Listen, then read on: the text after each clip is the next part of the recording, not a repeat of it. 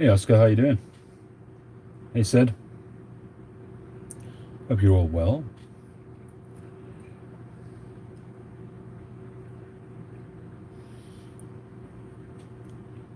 Trying to decide what tobacco to use to break in my second, well actually the first, the one that I bought first in Italy. This is the beautiful Talamona. Lovely bent billiard. Just got fantastic grain on it. Really beautiful. And really a bargain really when I think about it. Hey Adam.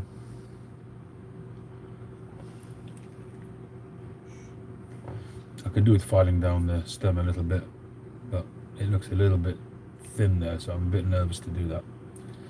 But I can still smoke it before doing that. Hey Jeremy. But really got great grain there on the sides of the bowl. Both sides. I'm almost tempted to restain this and give it a contrast. Really nice grain, nice bird's eye on the base. Oh yeah, we're definitely going to start with some honey.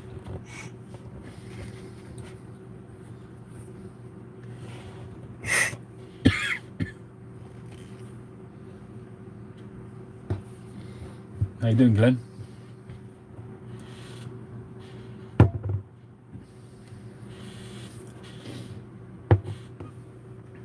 So I just finished up pipe 721, which really turned out amazing. I've literally 5 minutes ago uploaded the video of this pipe.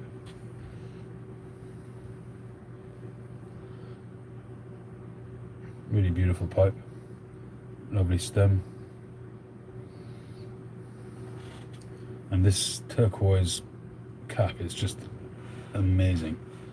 It's just got lovely colour, sort of translucences coming through on depending on the angle that you look at it. Really love that pipe. Open a Celatin, something new.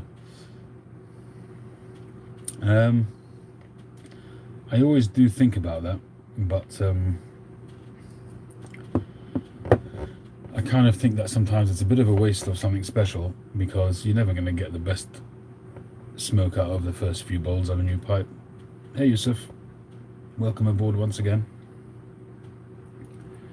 On the other hand, you do want to smoke something of a spicy, more full blend so that it kind of masks the new briar taste. Some people love that, you know.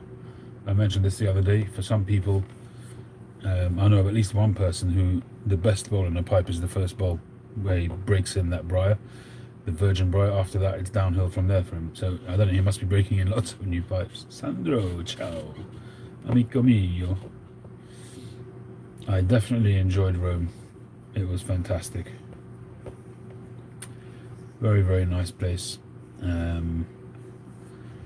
We only saw a part of it. You know, we realized afterwards. I watched a video on the history of Rome and the three sort of ages of Rome, which I didn't know at all. I'm completely ignorant when it comes to the history of Rome. But I should have watched that video before going. But anyway, I didn't see it until after. I didn't find it till after. And it kind of now, retrospectively, I understand the different sort of styles of building. And obviously the difference between the ancient ruins and the more sort of Renaissance type buildings. But yeah, it was a bit of an eye-opener seeing that video. And it would have helped seeing it before we went, but it doesn't matter. It was still, I mean, just understanding the whole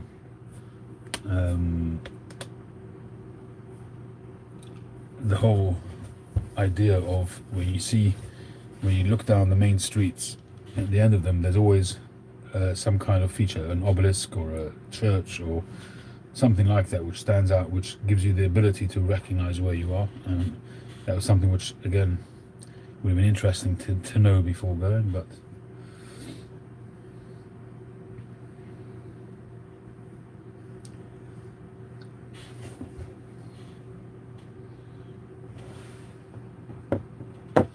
anyway, so pick out the tobacco.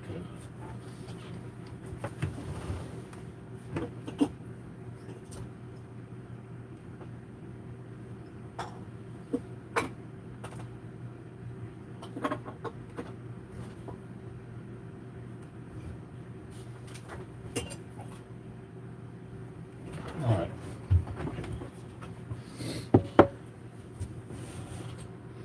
Add some briar dust to his tobacco. That'll be an interesting experience, probably. Alright, so what we have here is some McClelland's Christmas cheer from 2014. So nearly 10 years old. I opened this in August 2021. Pipes of old. Welcome aboard.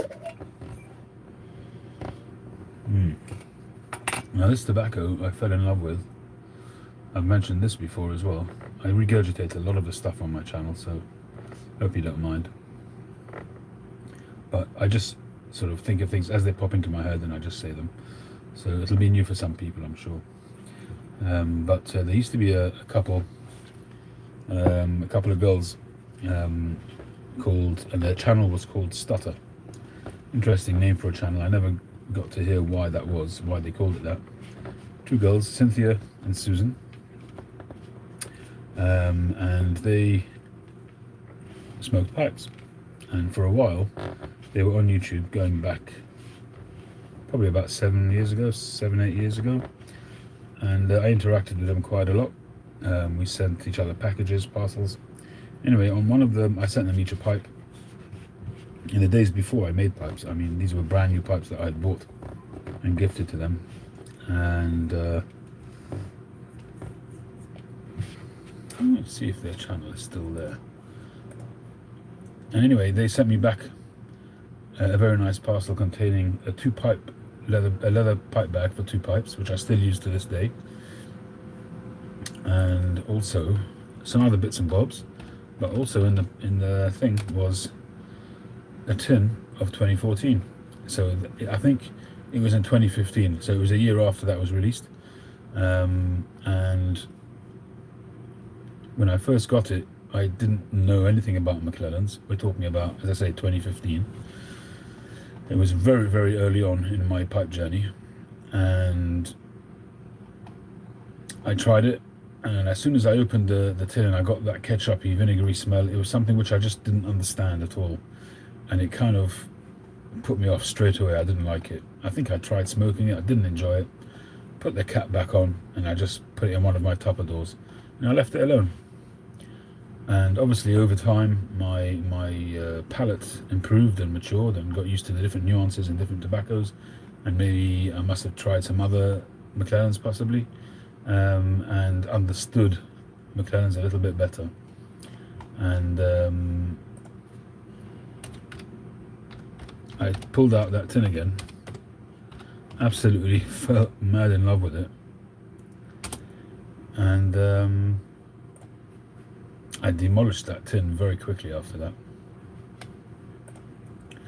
I'm just looking at their channel. It's still there, but it's the last video is showing is 3 years ago, and there's only 6 videos left on the channel. I mean, they had many more. They've obviously culled the majority of the videos. So there we go.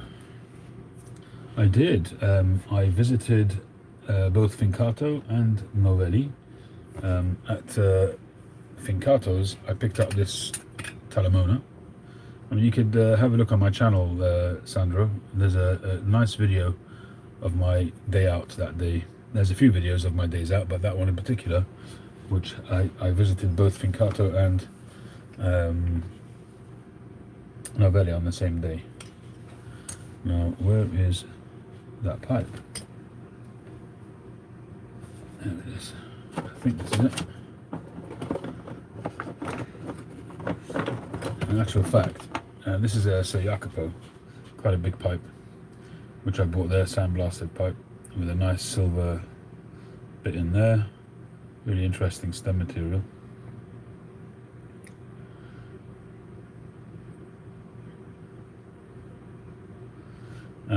So a nice big billiard, a nice craggy sandblast And I got it for I think I got it for a good price. I have smoked this one a few times now, and it's breaking in slowly. Not bad. It's tasting pretty good. And then, sorry. So this one, the Talamona one I bought in Fincato. That was the first of the two that I visited. Then I visited Novelli. I had a look at their pipes, some stunning pipes, but I didn't actually buy any pipes from them. I was blown away by the Parker. They had some freehand Parker pipes there. Amazing ring grain sandblasts.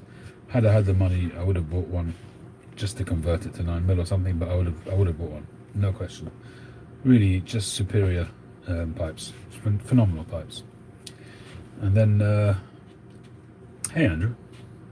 And then just whilst we were walking around, going from piazza to piazza, we were going on the way to the what's his name, the Trevi fountain, and I think it was that day, and we came across just a local tobacconist, just a small hole in the wall place, tiny little kiosk almost, and he had a little glass display unit on the wall, like a little shallow cabinet, maybe 15 pipes in there, something like that, and he had this pipe in there. He had this up for about 500 euros or 400 euros, something like that. And he also had an Underwood Radice, the drip wax type one, which I liked, but it wasn't 9mm, and this was 9mm. It had enough in there to convert, but it was also had a very, very small bit, and it was a stacked billiard. So for such a sort of tall billiard with a tiny little bit, it just didn't make sense for me. And so in the end I went for this one, even though the Underwood was more interesting. But there were too many negative points on that one, so I went for this one. And in the end, I think I got it for 150 euros, which I think was a really good price. So I was very happy with that. So I didn't actually buy anything from Novelli, but this one I bought from Fincato. Both really nice shops, and actually I went back to Fincato I think 2 or 3 times again after that during the few days that I was there, but to buy cigars. The few cigars that they had, I bought whatever I could afford to buy, and I think I ended up buying 6 or 7 cigars from them. So all in all, it was good.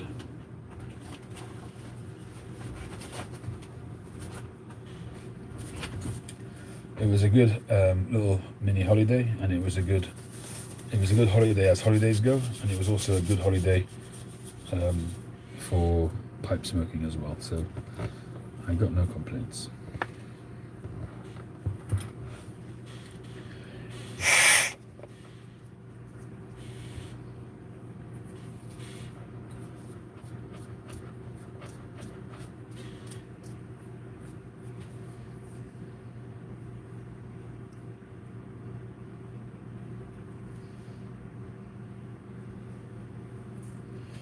Okay, so what I do here is I just put a pipe cleaner in, so that, I don't know if you can see this, but the pipe cleaner just emerges as it comes out of the draft hole, and then bend it round so that it holds that position. And then I do the honey. So the idea of that is to stop the honey going into the draft hole, because then you're going to get tobacco dust and stuff like that sticking and building up in the draft hole, which I don't want. So I don't want any stickiness in the draft hole at all.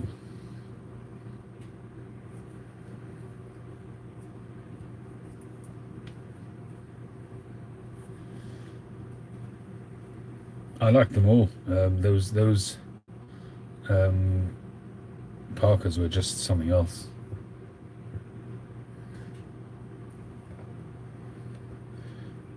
Yeah, thank you for that on 721. That pipe really came out gorgeous. Very happy with it.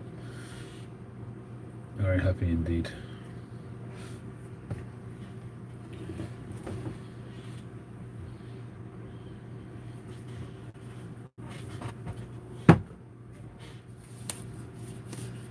Actually, I just need to wipe off the residue from the rim.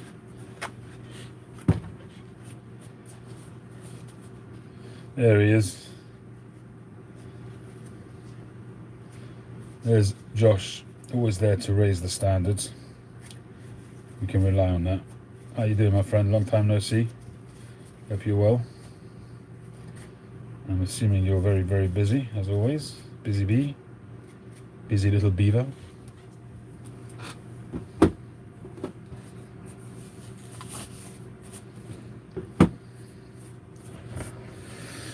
Right. Filter.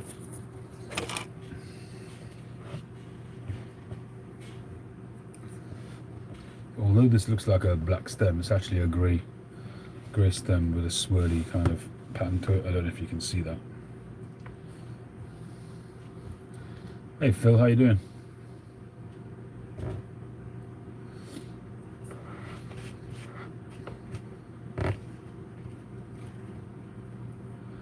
Sam is in from Colorado.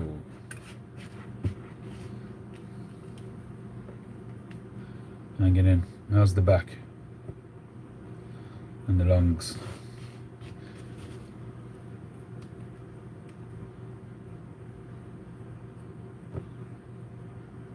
Marlin flake.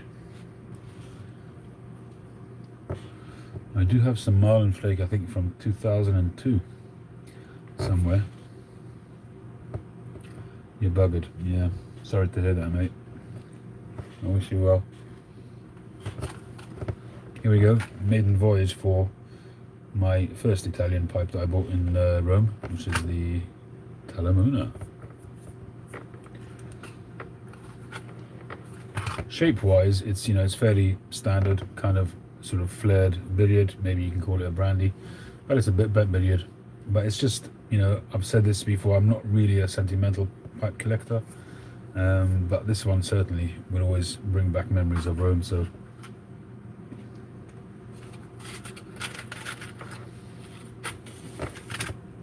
it's nice to have a pipe with a nice memory attached to it.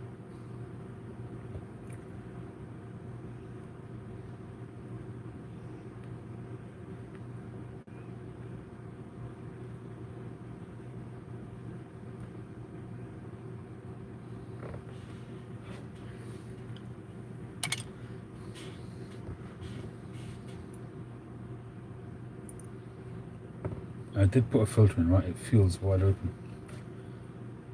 Yeah. Well, I haven't tamped it down yet, so it should improve when I tamp it. The stem is a little bit haywire. It's not bent quite straight, which is quite common, really. Not the end of the world.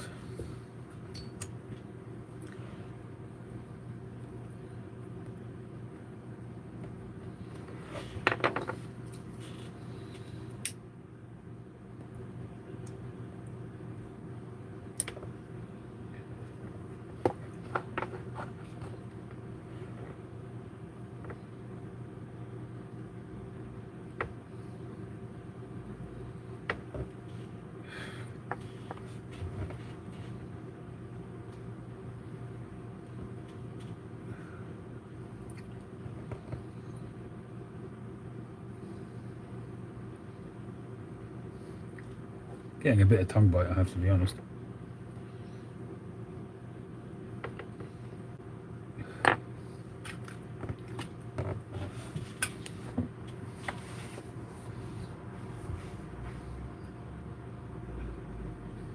Yeah, I saw his video a little bit earlier, Sandro. I will be in touch with him. I have been in touch with him, not in the last 10 days, but just before that.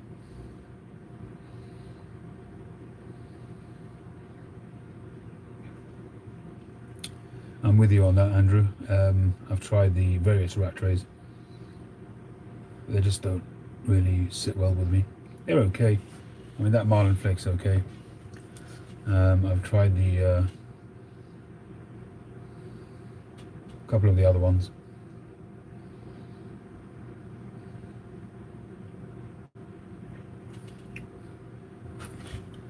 Definitely biting me.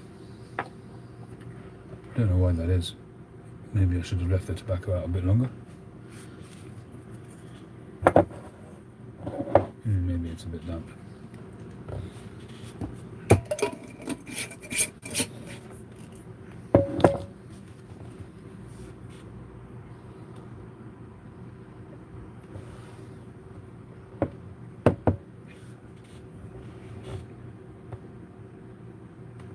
I'm just checking my emails because somebody was expressing an interest in pipe 721.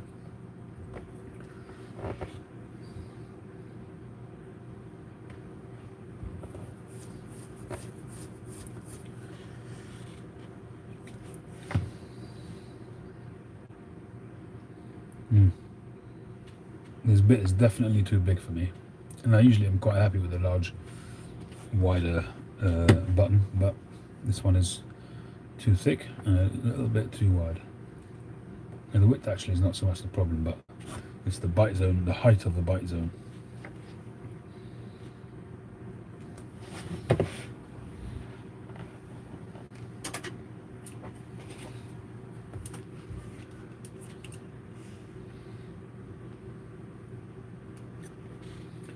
So that's 5.73, and by contrast, pipe 721, the bite zone,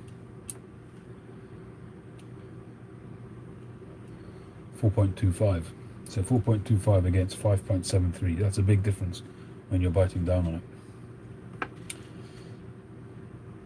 But the reason why they have to do that is because they don't use tapered bits when they're drilling it. Stony Lawn Cottage, how you doing?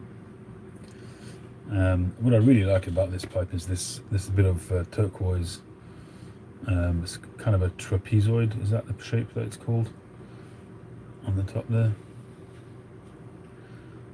This is a custom ordered Eldritch. Nobody else has got this combination. I ordered this for a customer way back when, and I ordered like half a dozen or 3 or 4 rods, extra rods, so that I could still use it and make unique stems from it. Pentagonal maybe. So they when they drill, they're drilling with a usually I would say about a 2.5 mil drill bit, and they drill it all the way through. And what they do is they drill it till about 5 millimeters from the end, and then they'll put in a circular saw bit or whatever you want to call it and cut out that half moon shape, and it will reach the end of that drill. What that means is that that's literally 2.5 mil or 3 mil all the way from beginning to end.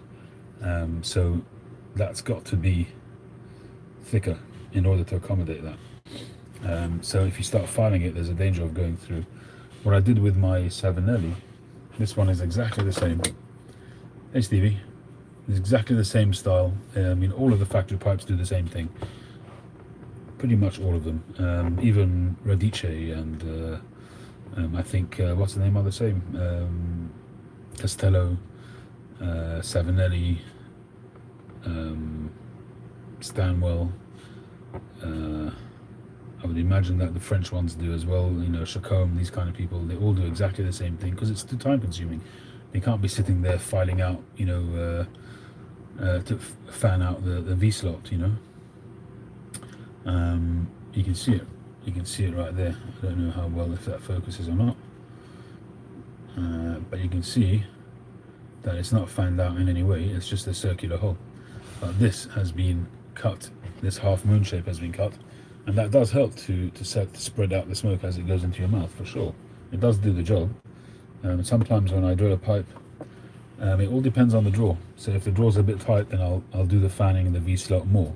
If the draw is bang on, then I won't do it very much. It's as long as you've got that sort of circular moon shape in there, and the smoke can spread out, you know, it does the job.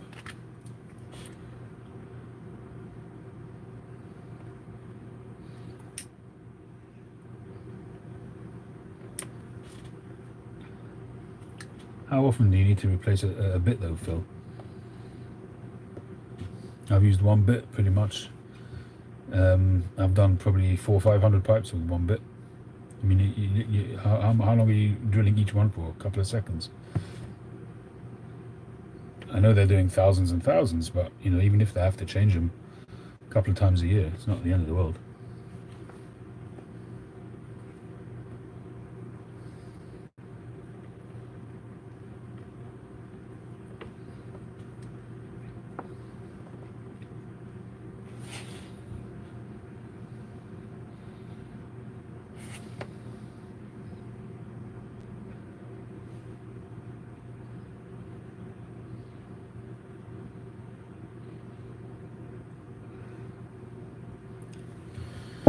Been having a bit of a tussle with PayPal recently.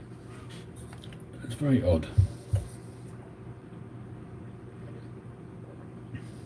I mentioned last week about a customer who was unhappy and had sent me some aggressive, abusive emails because he hadn't received his pipe. And you guys might remember that.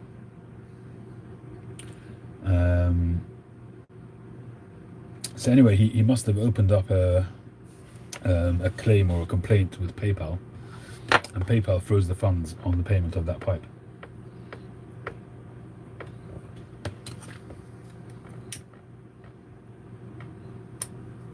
Well, they froze funds in my account to that amount. I mean, that amount had been paid earlier. Hey, Patrick. Yeah, I mean, the problem is that I use it on the website, and that's a very convenient way to get paid. So anyway, he filed a complaint. So I responded, sent him a copy of, on PayPal's resolution center, I uploaded a copy of the tracking information, and I went and got the latest sort of tracking information on the website, which actually said that now it had arrived in New York or wherever it was that the guy lived, and it was at his local sorting office. So he was obviously going to get it any day. Smoking Fireman, how are you doing? It's still available, yes. I mean, there is an inquiry about it, but at the moment it's still available.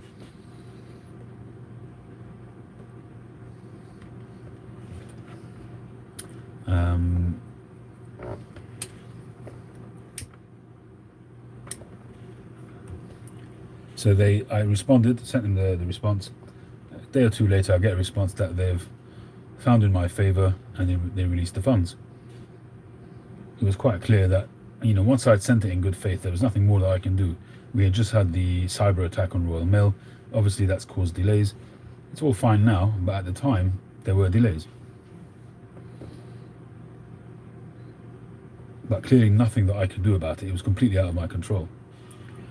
Anyway, they withdrew, they took away the hold on the funds. I got the funds, and that was that. And the next day, I get an email from the customer with a picture of the pipe saying that he received it. So fantastic. Thank the Lord for that.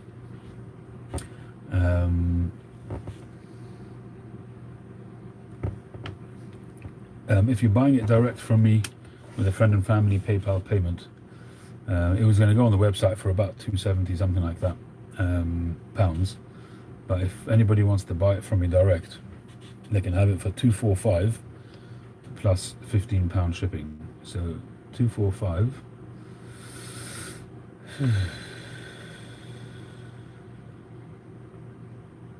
$245 is $295 plus £15. Just $18. $295. Let's call it $310 in dollars.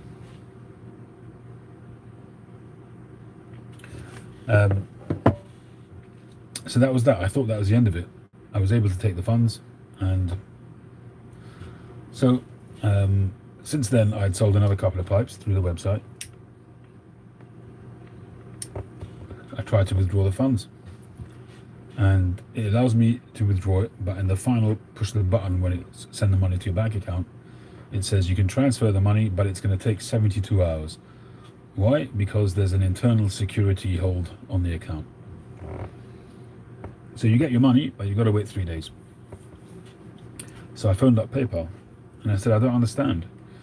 It's weird that it should come up now. Obviously it's to do with that thing that had happened. You found in my favor, I sent you the information, the guy's got the pipe. So why are you now putting a hold on my account? She said it's an automatic thing, she's got no control over it. You have two options, and she's trying to make me feel good. You have two options. You can either PayPal the money to another PayPal account, so you could send it to yourself to another PayPal account if you like, to a personal account. So I said, well, what happens when it hits to my account?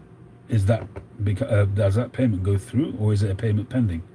She said it'll be pending for 3 days. So I said, you're not offering me anything. It's the same thing as me transferring it to my account and being held for 3 days. I was not happy at all.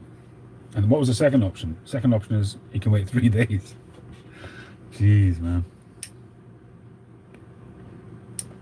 Since then, on Friday morning, I sold another pipe, and I thought, okay, that was just on the first pipe that they put a hold. Now, It should be business as usual.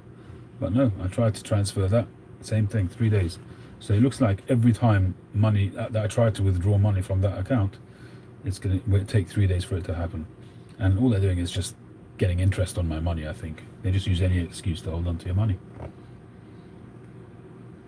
There's really no justification whatsoever for them to hold on to the money. I mean, the only other option is to do bank transfers, and internationally that's a pain in the butt. You know, PayPal is certainly the simplest way. I mean, you can do Apple Pay, I suppose. That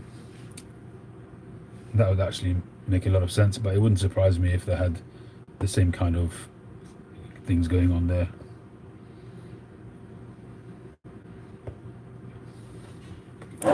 I'm smoking Christmas Cheer 2014, which is a very spicy tobacco.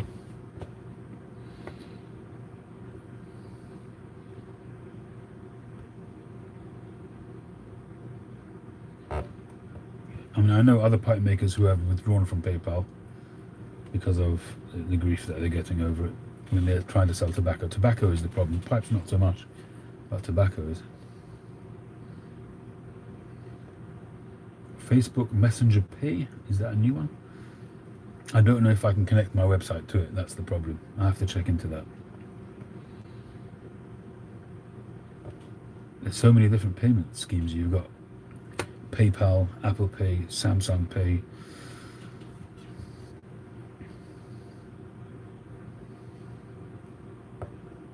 Yeah, I mean, that's the thing. PayPal is very widely used and it's the most convenient for most customers.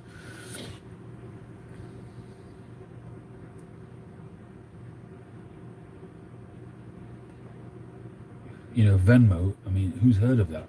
I didn't even know, for instance, that Facebook Messenger has a payment system.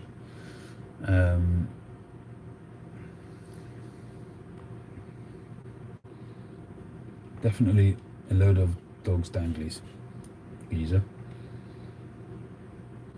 It's just frustrating because when I'm relying on that money and I have to sit around and wait, you know, I'm pretty much on the line financially at the moment. I'm getting by, but I'm getting by. I'm not, you know, sitting on funds. So I need that money when it's done.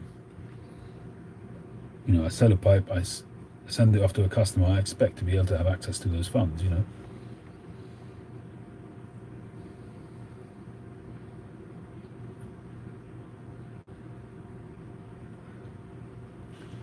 Yeah, but the problem is, Jeremy, you're 100% right. You know, I can tolerate when they're being careful on behalf of the customer and understand that, and I can appreciate that, because if I was on the other end of that, having bought something from somebody and there was an issue, I would want PayPal on my side. 100%, I get that, but not when it's completely counterintuitive, when it's completely the opposite. You know, it's very, very clear what happened, and it's quite clear that I did exactly as I was supposed to do. Basically, when you open up a PayPal business account, which is what this one is, on the website, because it's merchandising, it has to be a business account, not a personal one. So when you do a business account, they have a reputation to keep, so they want to make sure that customers can buy stuff with peace of mind. I get that. So they have to be ultra secure and ultra careful. I get that too. But this is all done by computers and machines and AI. And the problem is that you're not dealing with a human being. And if you're dealing with a human being, they could read this story, see what happened, and there shouldn't be any security hold on my account.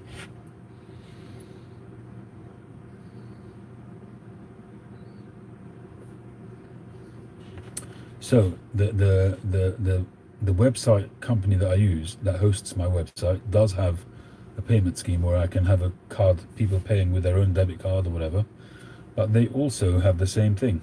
They take the money and then it sits on their account for 5 days. Why? I don't know, but that's the scheme. To have a direct, I have to check on whether I can do that, get a direct card payments without relying on anybody else, because the website also takes a percentage, PayPal takes a percentage, anybody that handles your money takes a percentage, which is why if somebody buys it off me direct, I'll knock off some money. I've offered it tonight for $245, which is actually way more of a reduction than what it would cost me, but it's just hassle free, and I don't mind losing a bit more money, rather than just not to have to deal with all this stuff. So at the moment I haven't even uploaded this pipe to the website because I hope that somebody just buys it outright and that's it.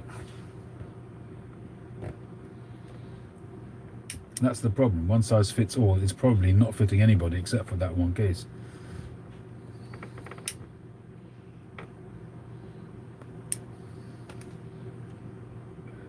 It's frustrating, what can I tell you?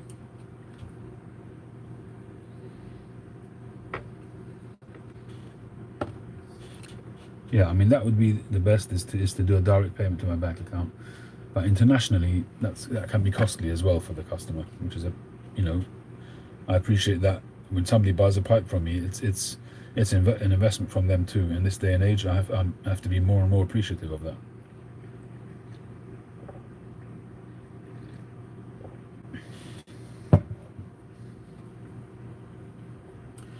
Yeah, I mean I found the same with eBay as well.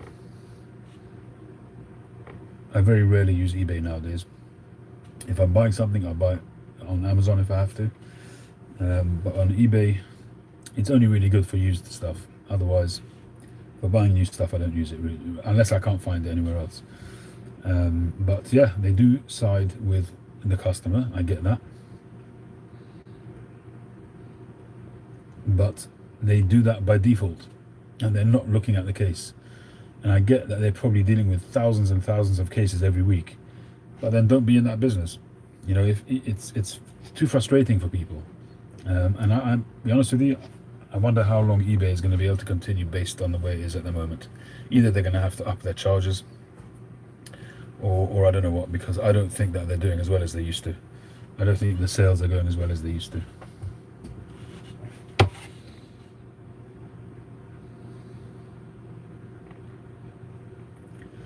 Yeah, I mean, I wouldn't, if it was just a bank transfer from one bank account to my bank account, that would be okay. But you'd pay money for the transaction, you'd pay money for the conversion from dollars to pounds. I have to really look into that and see how much that is. I'm hopeful that it is temporary, but if they can keep doing that, that's going to be very, very frustrating.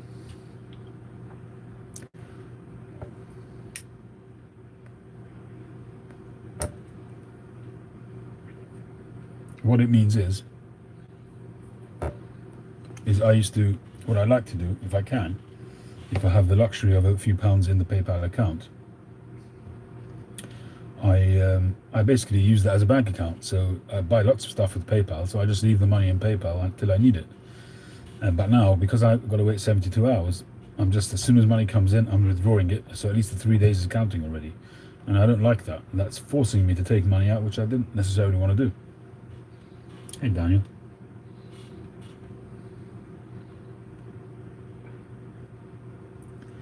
Yeah, I understand that, Oscar. That's a point. But I've been selling pipes through the website, mostly to America, since day one. And it's not been an issue. Jose Luis's mother.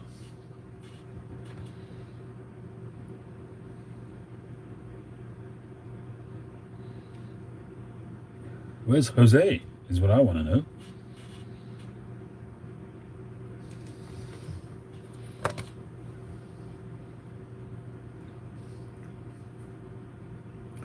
Although my tongue is pinching a little bit, and I'm not getting the best flavour coming through. The pipe is not getting too hot, which is good. The drawer is really open, which is excellent. Maybe that's why it's giving me a bit of tongue bite, I don't know. It took him a few weeks. I don't remember the exact date that I sent it, but it definitely took him a few weeks longer than it should have. Usually, if I send a pipe from here to America, I will tell the customer anything from 1 to 3 weeks. And that's normal any time of the year. Christmas time, you can add a week or two to that easily. And have a cyber attack, you can add a month to that. I don't remember how long it took him, but he certainly waited a few weeks more than the basic time, for sure. I get that he was frustrated. But I was completely sort of open with him. I communicated with him as soon as he emailed me, and I always answered him the same thing, which is there's not much I can do about it. Here's the tracking information. Keep an eye on it. I'll keep an eye on it, and obviously let me know as soon as it arrives. It's especially with my sort of exposure on social media and YouTube, most of my customers will know me from other areas, not just from my website. Yes, there are plenty of people who buy straight off the website, but they would have heard about the website from somewhere. I don't advertise the website as such unless it's on my own output on social media. So it's not like he really thought that I was trying to dwindle him out of his money. I would be very surprised if that was the case. So it just, some people obviously are less patient than others. I get, it's fair enough. You pay for something, you want to get it. I understand that, especially with the pad and that kind of thing. So you're desperate to get that new pipe. Totally understand that. I'm like that myself. I've been down that road myself, and I would be frustrated if I was waiting weeks for a pipe. But up to a point, I'm not going to get aggressive. I'm not going to get abusive. I'm not going to start swearing at the person and sending them abusive emails. That is not something I would ever do.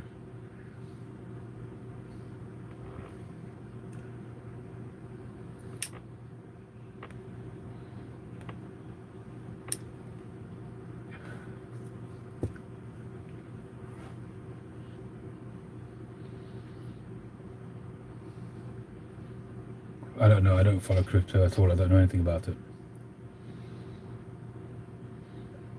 I'm a fairly traditional person when it comes to money. I spend the money that's in my bank account or that's in my pocket, and that's it. I don't have credit cards, and I literally just spend what I earn. And on the other occasion that I have to borrow a few pounds from somebody, I make sure I pay it back as quickly as I can, generally speaking.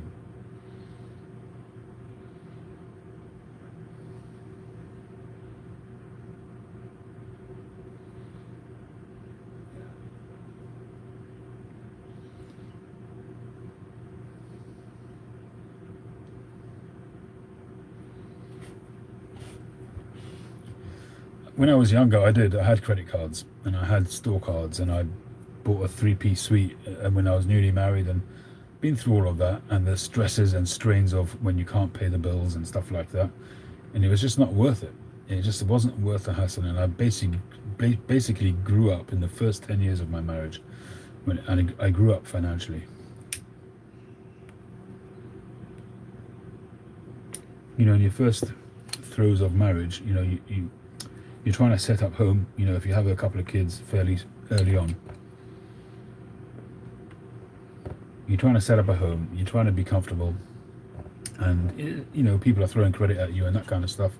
And then as your family grows and your expenses grow and the prices of rent go up and food goes up and blah blah, you suddenly find that you can't afford all the repayments. So as soon as I was able to, I just got out of it all and just buy when I can.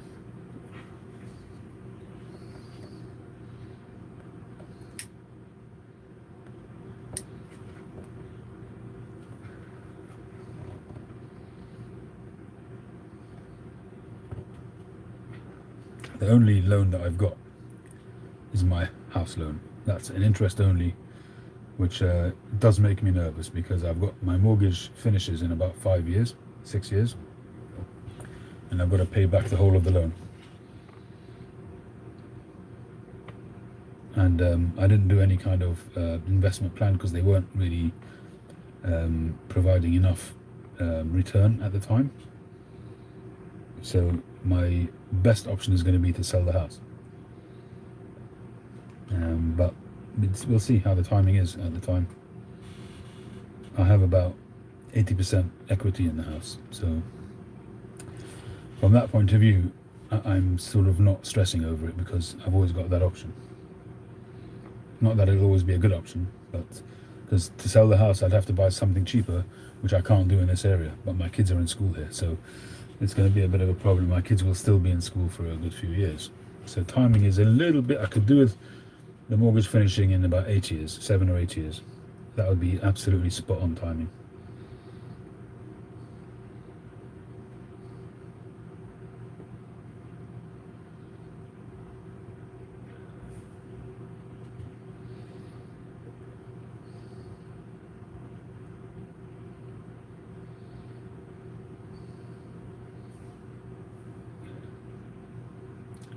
Cash is king. I agree. Either cash or money that's in your account on a debit card. That works for me.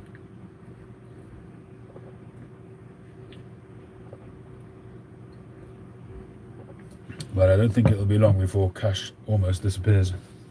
I mean, a lot of people hardly touch cash these days. I very rarely take my wallet with me nowadays. Everything's done on the phone. When I'm making a payment, it's done with the phone. In some ways, it's safer. It means you don't lose your credit cards, and nobody can scam you on the credit card. The only drawback on that is if you want to go to a cash point, that's a problem, because you need your card for that. But the world is on my shoulders now. No, I'm just having a bit of a whinge, I suppose. Stevie, I'm fine. I'm not. I'm just a bit frustrated with this PayPal situation, but otherwise, all right.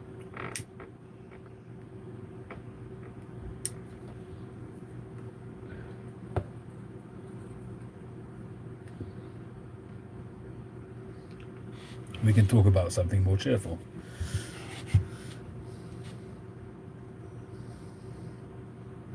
Gary Lineker, anyone?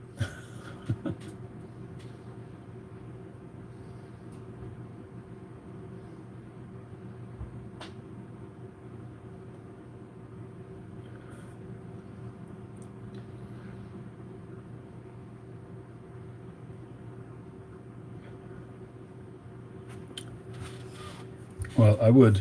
I mean, I did talk about it in my morning. One of my morning. I'm not sure I actually uploaded it.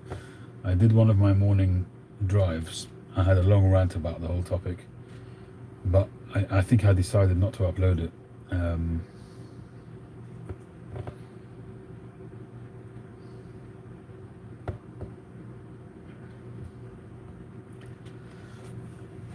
I haven't actually read the tweet in its full thing.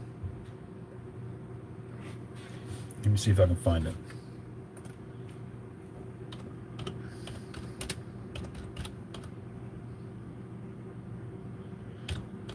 And then I can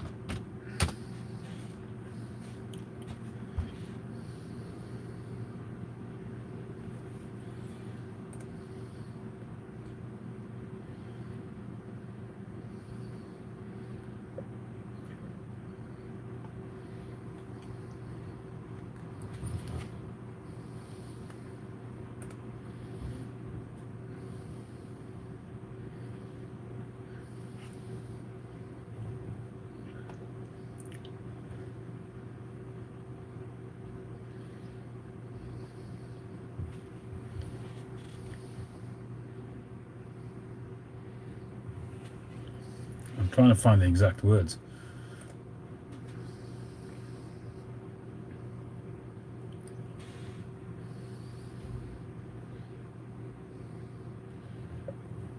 But essentially, he basically said that he compared the language used by the government to announce its policy with regards to immigration, and he compared it to 1930s Germany in terms of the policy, and there was a huge backlash as a result.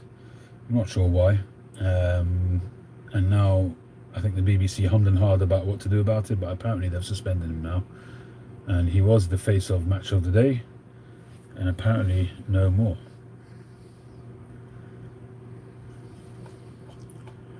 And I don't know.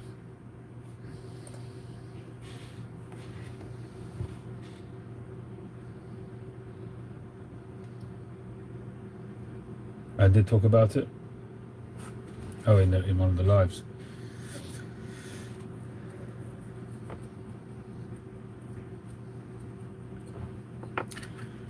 I hardly ever watch Match of the Day, to be honest with you, so I don't know.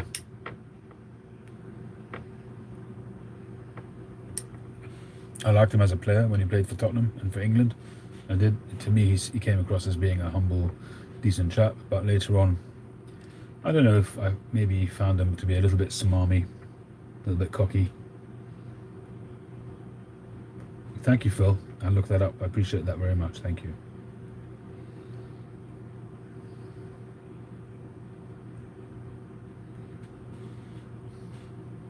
Yeah, he was Spurs was my team when I was young.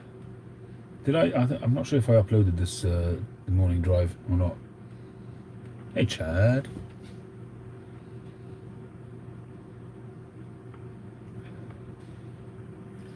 But my time as a Spurs fan, I mean, I don't follow them anymore. I don't follow any football really, besides for when something big is on, like the World Cup or the European Cup. But I enjoy watching football generally, but I don't know who plays for Spurs anymore. I used to. So my time of Spurs was right at the end of Ricky Villa and Ozzy Aldides' time, and then for me, my main guys were people like Paul Gascoigne, Chris Waddle, Glenn Hoddle, these kind of guys, and then Gary Lineker a bit later on. I was a huge fan of Chris Waddle and Glenn Hoddle, the long ball guys. Used to love watching them. It's the type of stuff that I used to like doing myself when I played.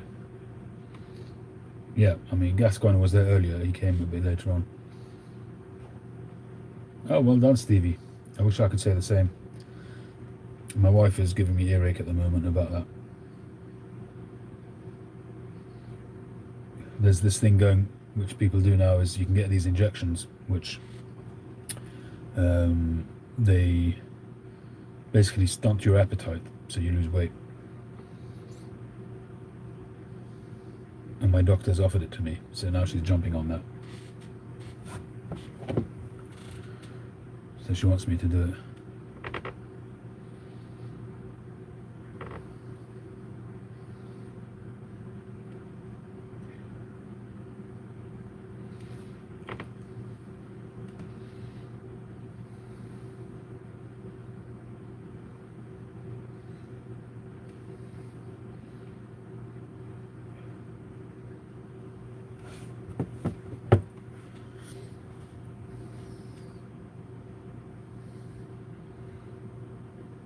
I think it's £14.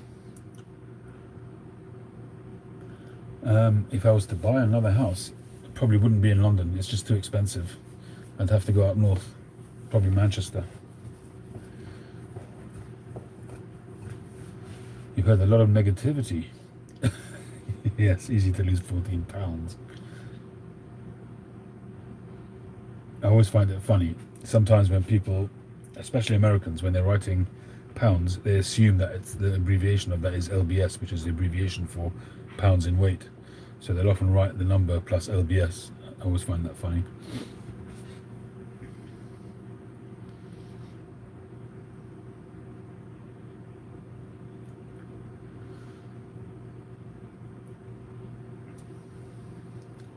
Somerset? No, I don't think I'm moving to Somerset. You're cultured, Chad, aren't you? Chad grew up in the yard. He's got yard culture. He's a yardie.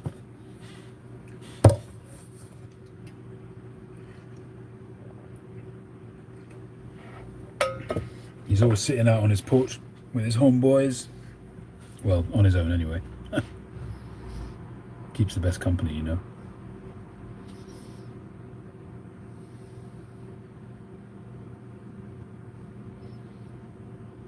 Charlton Athletic.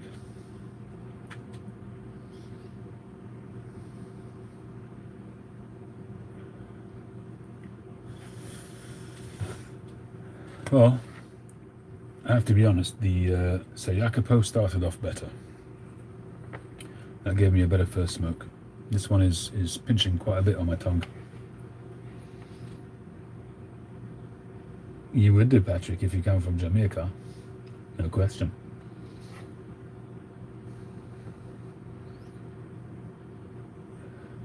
You're a bit of a yardie yourself, Patrick.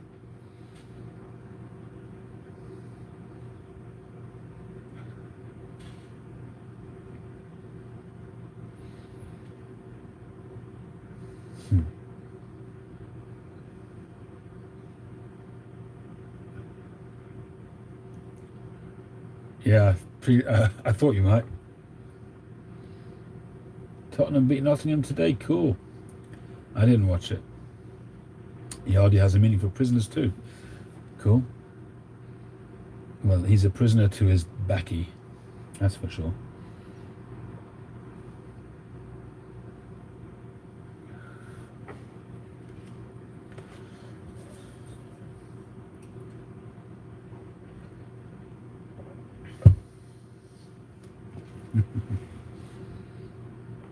shouldn't do it, you're saying? Well, my doctor sent me a load of bump on it. I'm going to read it up again. Intermittent fasting. You know what? If you look at all the different fads that are out there, it certainly works for some people. And fasting is now one of the modern sort of in vogue kind of ways to lose weight. I know that. I've seen a lot about it. The problem is that with any type of diet that you do, you got to stop eating. For me, that's the problem.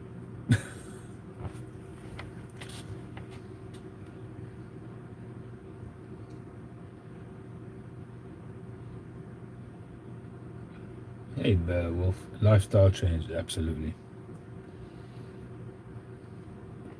Listen, about 9 years ago, 10 years ago, no, how long ago was it?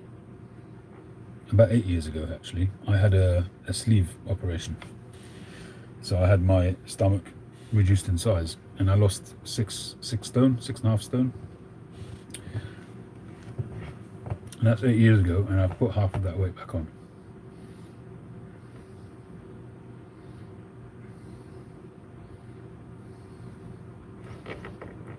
So I lost at the time about 85 to 90 pounds. And it was really good.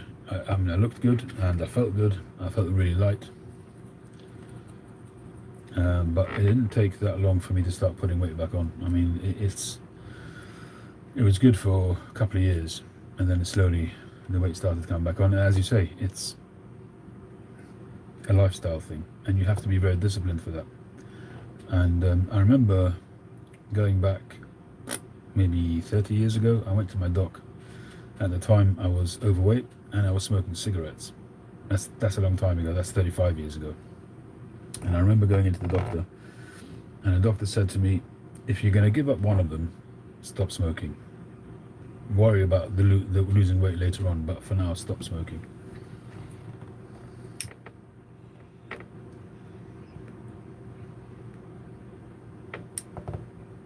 And at the time, that's what I did. When I was 22, I had smoked for about 5-6 years, cigarettes. And I gave up from one day to the next. I had a dodgy turn in Heathrow Airport on the way back, actually from the States. I went for either my brother's wedding or a cousin's wedding, I can't remember. That's the last time I was in the States, over 30 years ago.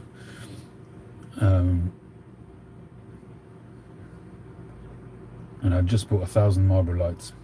They were selling them in a carton, special deal. And I was smoking a cigarette. In those days, you could smoke a cigarette in the airport. You could smoke on, I can't remember if you could smoke on the plane or not. I don't think you could smoke on the plane anymore.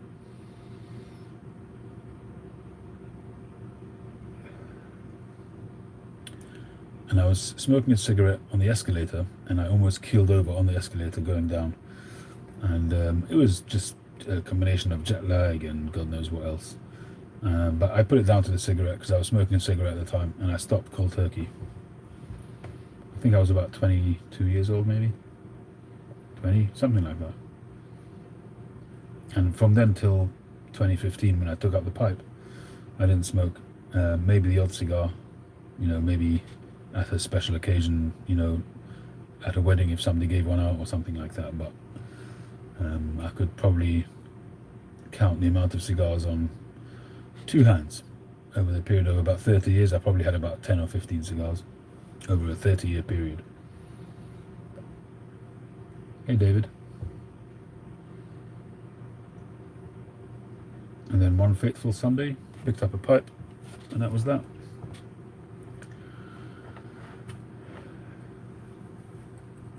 So anyway, so she wants me to start these injections, so I'm going to have to read up on them. The doctor's already authorized it, and he said if I want to do it, just phone the surgery, make an appointment with a nurse so she can show you how to do it, and then you can get them free. I know plenty of people who are doing it. I've got my sister-in-law does it. She's lost a load of weight. My cousin who lives down the road, he's doing it. His wife's doing it.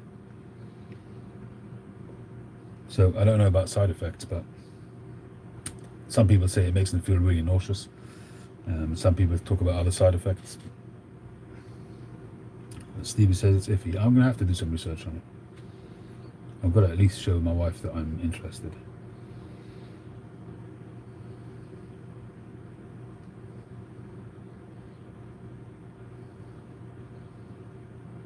I mean, he did send me a bunch of information which I'm going to have to read, I guess.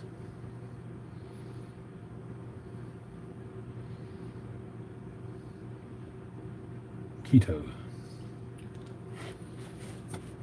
Alright, I'll open a tab so I look at it later. Keto diet. Alright, I'll have a look at that.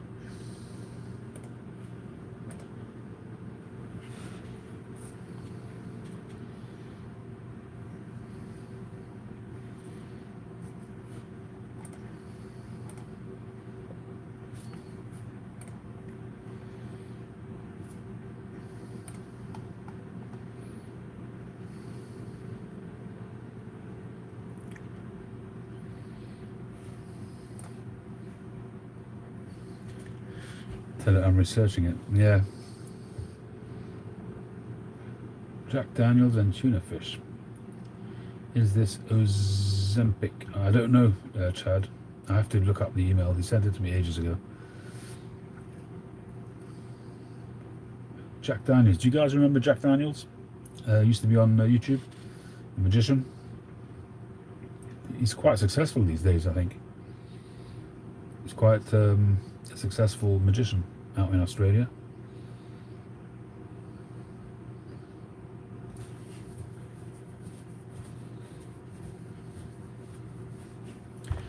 Patrick Ferrand, you knocked it on the head there. That's exactly the issue, is keeping it up.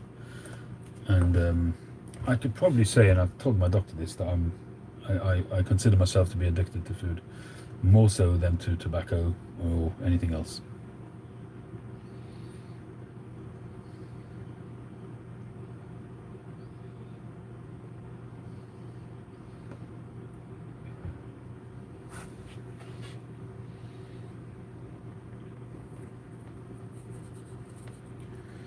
I can see with this pipe that I'm going to have to really be dedicated to get it broken in. Maybe a different tobacco would be better.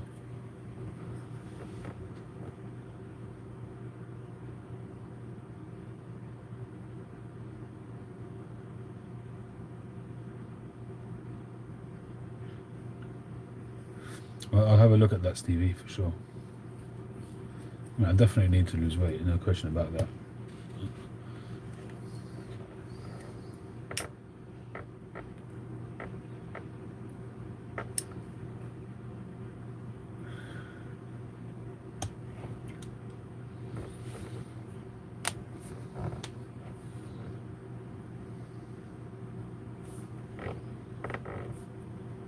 Yeah, I mean, I can understand the insurance companies not approving it.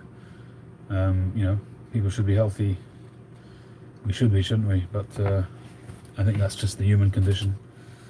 We are weak when it comes to being resolved about some things.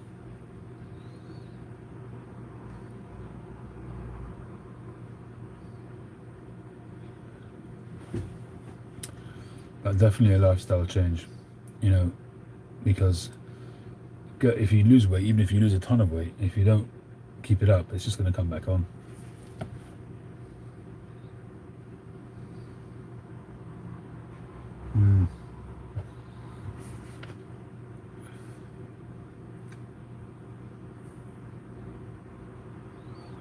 They put you on psych meds because of the painkilling properties that it was on. Man.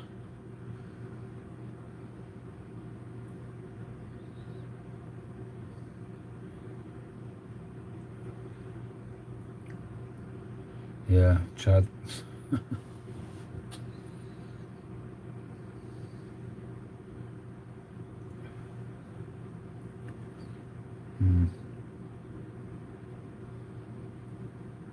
Truth is also being more active is also very important. And being active and sort of getting your heart going regularly is also really, really important. It's also good for your muscle tone. You know, even if you're overweight, if you've got good muscle tone and your heart is used to a bit of a workout, It's not good that you're overweight, but it's still really important to be active.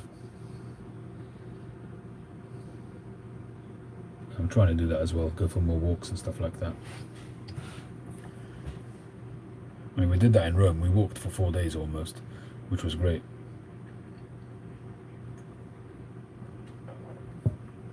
I was shocked because I was having so many problems with my feet, in the run up to that, for the last few years. I've been getting pains in my feet, swellings. Out there, once we got walking, and I guess my feet got a little bit used to it, they got a bit more toned up, warmed up. We walked, as I say, for 4 days, pretty much, for, I don't know, maybe 4 or 5 hours each day, and managed just fine. Yeah, tired, sore feet, but that anybody would have after walking that length of time, but none of the painful stuff, which was amazing.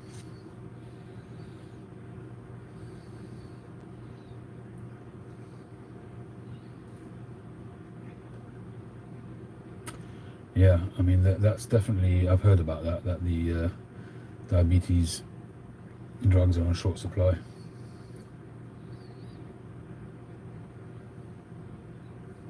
So it's not good if people are using it for dietary stuff, whereas other people need it for life-saving medication, I guess.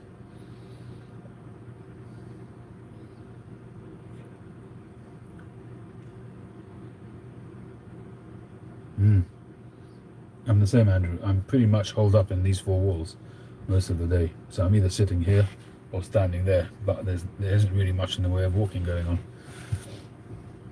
I really need to push myself to get out and walk.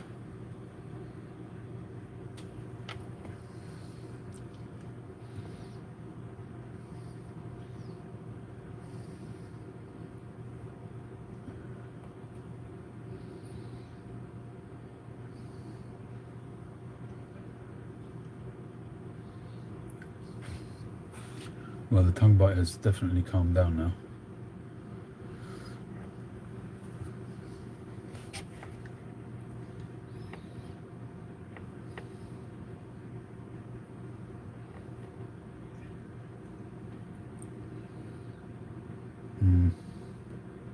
Are you white van, man, Stevie?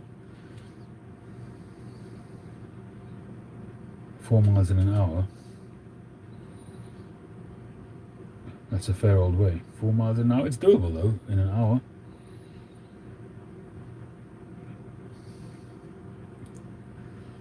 Baby, how you doing?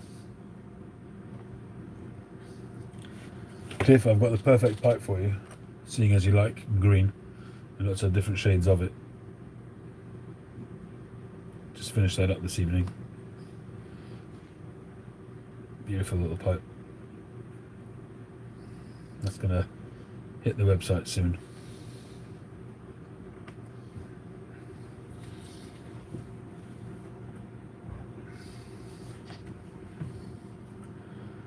Konnichiwa.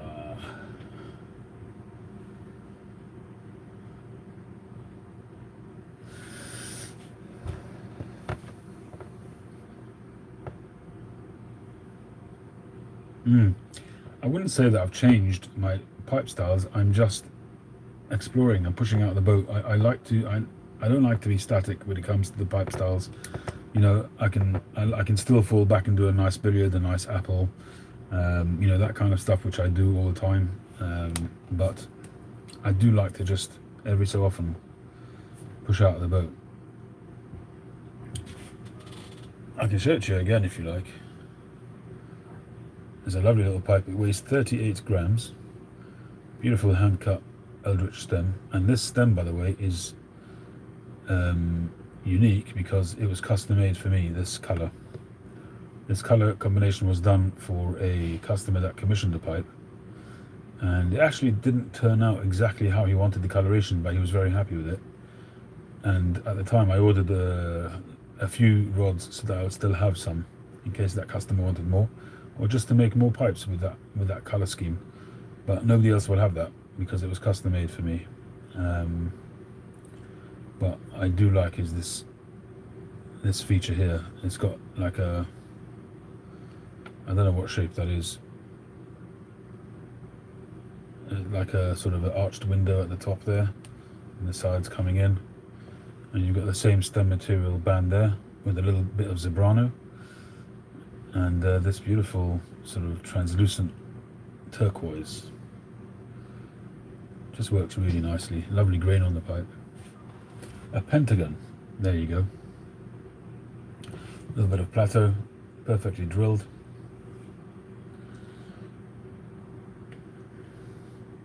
Hey John. I really like this shape at the bottom. This little S curve there, which then flows on. It's a nice pipe. You have that stem in your squat tomato. Cool. I think this is either the third or the fourth pipe with that stem material. I did do a beautiful rusticated billiard for Steph, and she almost gave that away, and in the end kept it. I would have, in a shot, taken that pipe back. Really beautiful pipe, fantastic balance. It's a strawberry shape, yeah.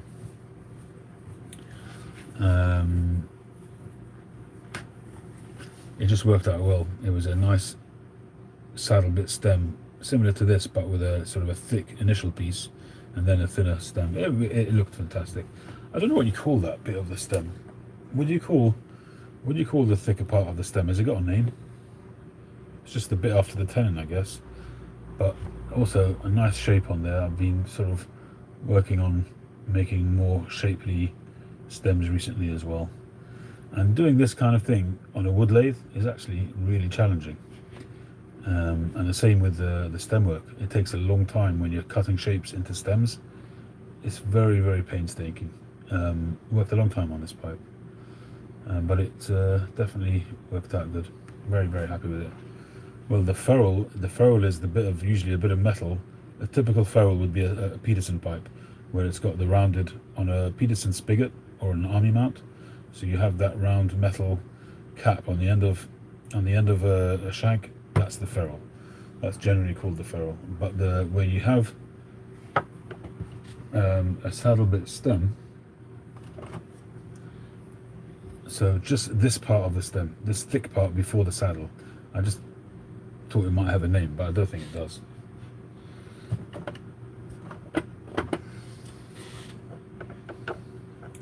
You started during lockdown, Stevie. Good for you. You enjoying it? What's your favourite tobacco at the moment?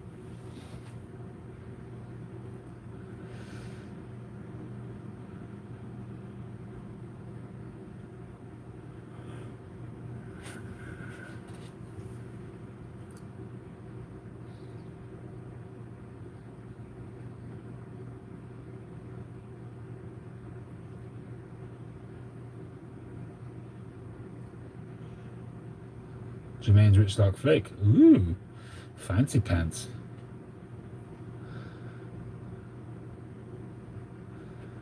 Listen to him. White Van Man has got posh taste.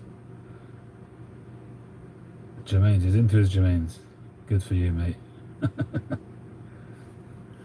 Next time somebody tries to cut you up in traffic, just blow them a ring of Rich Dark Flake and put that in your pipe and smoke it. Hey Paul, how you doing? 1820, that's a good tobacco. Yeah, I can see you're really into the Jermaine stuff. Good for you.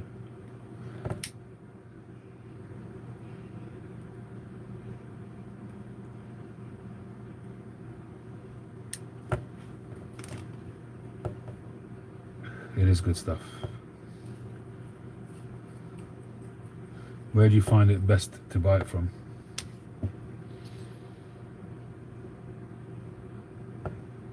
Oh no, get off my channel. Oh, you've done it now. Lakelands. Stevie, how could you? GQ, cool.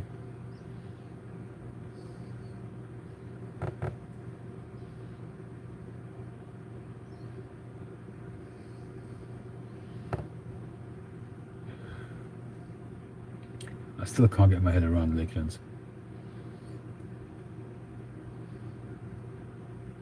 Yeah, Paul, I haven't been able to get over to you. I will do, but I'm not sure when that's going to be. It's not going to be this Sunday either. My day is full already tomorrow. Well, Lakelands have been missold.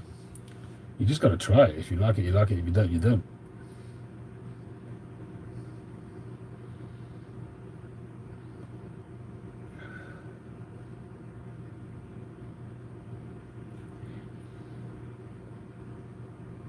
The only one I tolerate for a bit is Annandale, because it has that really nice sort of Bakewell tart kind of flavour. You know, it has that almondy, marzipan-y kind of flavour which goes with the Lakeland, and so that makes it tolerable. But the last time I tried that was probably 4 or 5 years ago.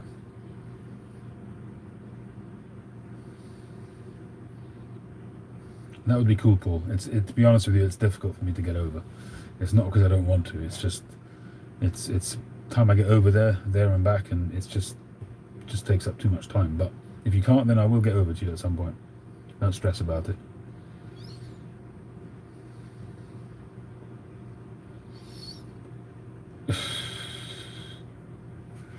The Kingsman movie was nice. I enjoyed it.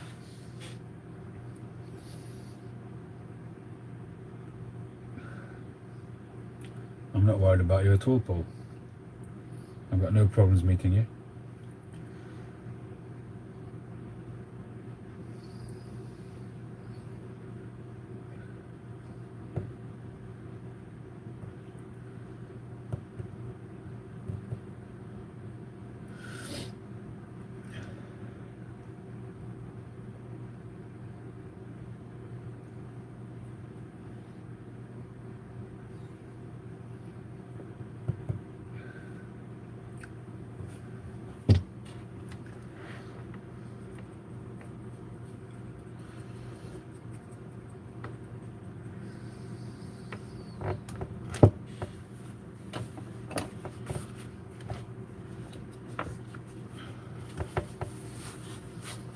This one was on my site for quite a while, and this one is just sold the other day. I was surprised it took as long as it did, but you know, you can never predict what's going to sell and what's not going to sell.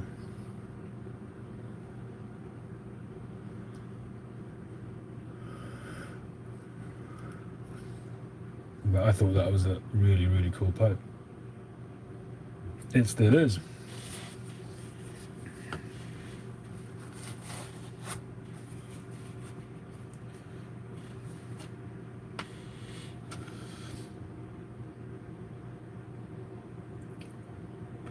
Who's that right now? I'm turning a fire on my wife. She's out. Your finger hovered. Depends on when she got the mice decide to fry themselves in my. Oh no. Oh. What, they got inside the boiler and bit through the wiring?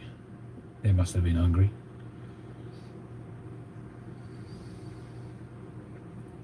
Any pipes I want to auction off? I haven't got anything to hand which I've planned to sell. I've got a bunch of pipes, but you know, you guys have seen them all before. And there's only one pipe left on the website at the moment, which is this one. That's the only one that's currently left available on the website.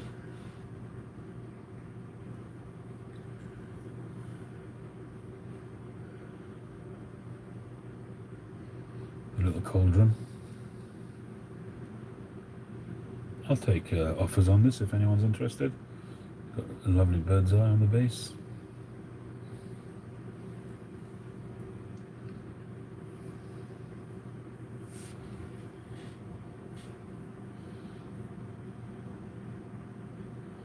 Yeah, I see you smoking that all the time, Paul.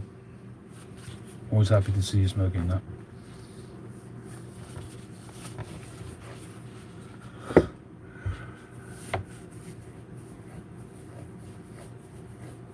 Yeah, there's a good chance it was Condor. Condor was, you know, the best selling tobacco in England of all time as far as I know.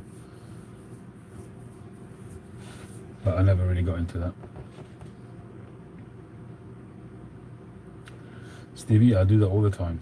My personal collection has changed and evolved since day one. It's constantly rotating. There's only a really a few hardcore pipes that I smoke all the time. The rest I smoke. The ones that I've got left now are really, there are the odd few that I would still consider selling, but the ones that are on my table are the ones really that I smoke, with the odd few exceptions. The rest are in a box, and those ones I'm happy to sell, and I've tried to sell them in videos and stuff like that, but I haven't really made any sort of effort to sell any tonight. That's not what I don't usually on London Calling. Occasionally I'll do a sale, impromptu sale, or a raffle or something like that, but generally speaking, when I start London Calling on any Saturday night, it's not on the agenda unless somebody particularly asks for it. No, I haven't got hundreds. In terms of my own particular rotation, I've got, this is a 14 pipe rack over here, and I've got another couple of small racks on that side. So I've got one which takes 7 pipes and another one which takes 6 pipes. So 6, 7 is 13 and 14, 27 pipes. So I would say out of that 27, I would say somewhere between 23 and 27 pipes are my regular smokes. And in that there's a smaller hardcore sort of rotation, which consists of literally a handful of pipes. So I can tell you them quite easily.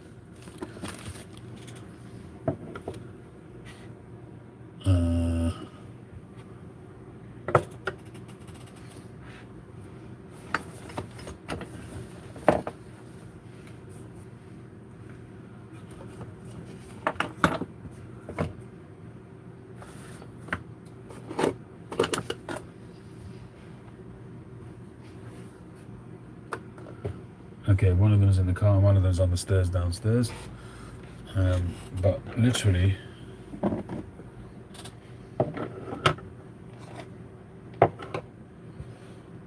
I would say it's about 5 or 6 pipes, maybe 7 pipes. So there's the 626, which I just smoked earlier on. There's the early LCS billiard. There's the Castello, which I smoke not as regularly as those ones, but I smoke it quite regularly. And the Peterson, when I'm smoking vanilla roll cakes, it's either this or the shotgun carved egg, which I haven't got to hand. I think it's in the car. And then there's the Rosebud, and that's my real hardcore. And unless I'm smoking this one as well. That one as well is also one of mine. But if I'm smoking La Tequila, then it's going to be probably these two, the Boswell and one of mine. But the rest all get smoked. I mean, they're just not as regularly, but my Northern Briars, Quebec, gets smoked. The Peterson, that also gets smoked with vanilla roll cake. The 2020 Briar Blues Pipe of the Year, that gets smoked quite regularly. Phil Rivera's Calabash when I'm smoking La Tequila. What else? This one as well, my Canadian. The new Bulldog, I've been smoking that quite a bit.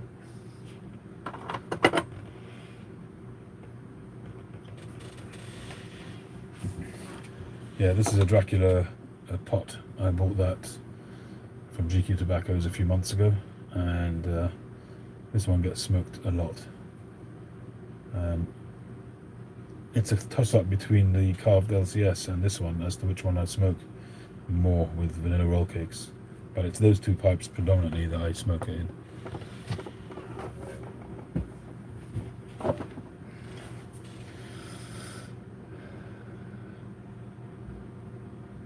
I've certainly been through sackfuls, but I don't have sackfuls. I would say that I've probably got maybe another 30 or so pipes, which some of them are brand new, never been smoked, maybe Pipes of the Year, Pipe Club of London, I did a video of that recently, so those ones will probably stay with me. But there's just other pipes which have been in my rotation which no longer get smoked.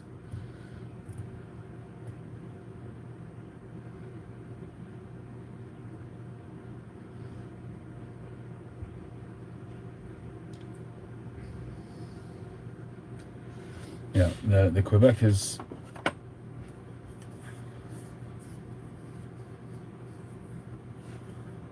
that you've had. You've got my Quebec that I made. Have you got a Northern Briars Quebec as well? This is my Northern Briars Quebec, which I can't see myself selling. This is a birthday pipe. It's got my birthday on there. He stamped it on 7th of April. Yeah, nearly my birthday actually. So this was in 2017 I got this one, 7th of April 17. It was nice of him to put the date on there. It was a birthday present to myself. A very, very good smoking pipe. That's my testing pipe, that's my blank canvas. It's a very neutral smoker.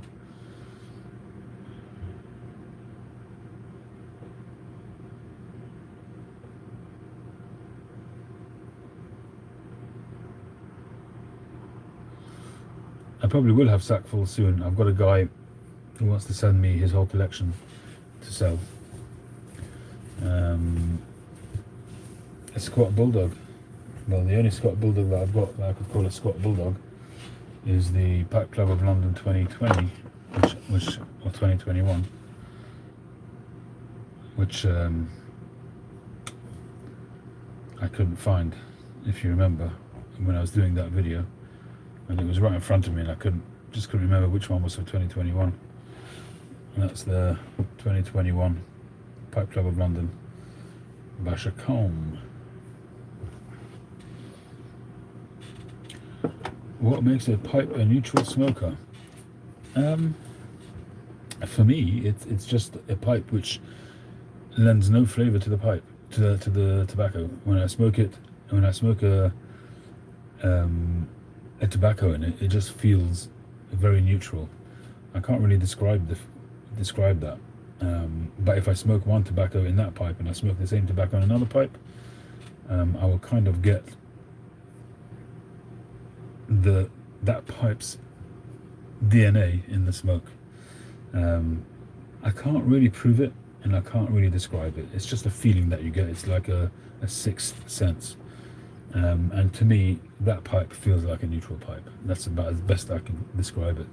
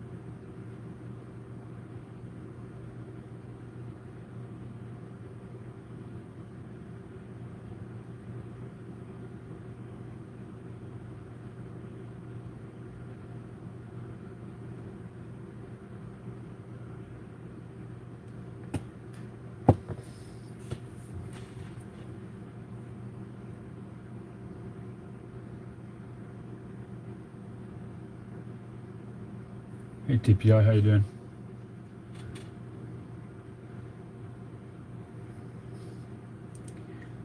You put your first order in on Smoke King website, April 2021. I got a Falcon Cool Weight and Tinukilani. Didn't know what I was doing, enjoyed it though, scorched my mouth. Not surprised. Seasoning the braai with whatever blends you smoke in it. Kind of, but with that one, that wasn't the case. I can't say that I've smoked anything for any length of time. Like I haven't dedicated it to a particular blend, other than to say that I use it for Virginias or Virginia Periques. That's it. And I've smoked all different types, and it just seems to give me a neutral smoke, whatever that means. And it is pretty well smoked. It's not a pipe that I use like for only golden sliced, for instance. I should try it really.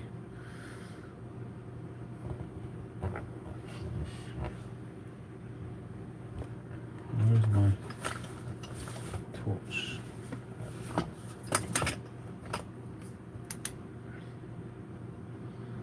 And it is quite heavily caked.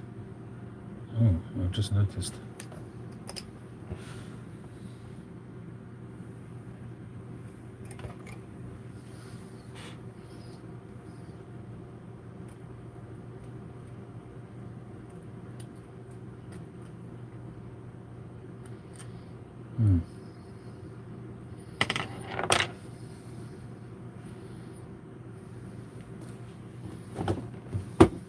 You have some of the cake crumbling off. I'm probably going to have to give this a little ream. I don't usually ream my pipes.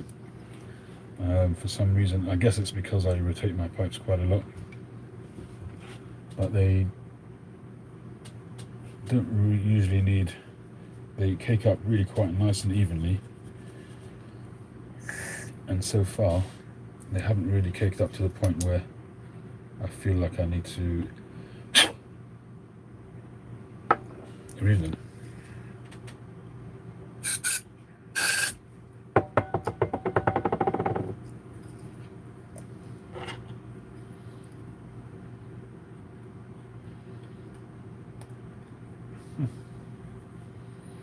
That's a big clump of pipe cleaner here.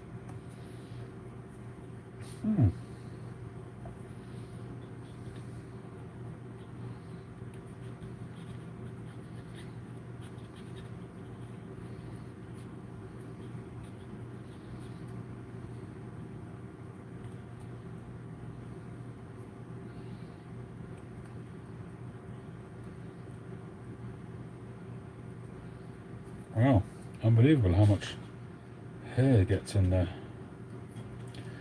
I need to get one of those pipe brushes. The problem is cleaning out with more.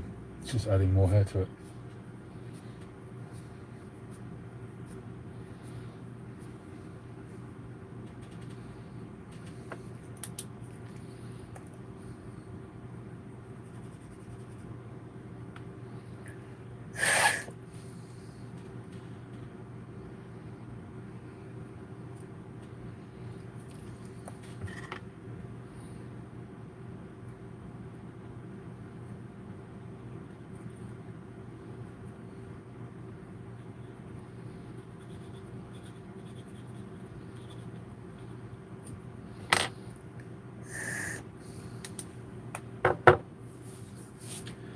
Hey Faizan, your pipe is on its way.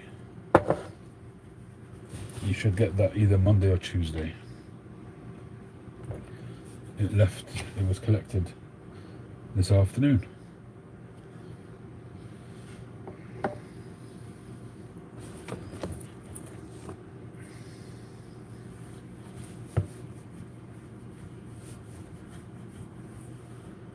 A small airbrush compressor. Yeah, I guess so. If you got a picture of one, the type of one that you're recommending in terms of its size, send me that picture. I'd appreciate that, so I know what type to look for. I mean, I do need to get a more robust one. I mean, I've got a compressor outside, a huge one, which Phil gave me very generously. Big Phil. I actually need to get in touch with him. I haven't heard from him for a while. I'll do that now before I forget.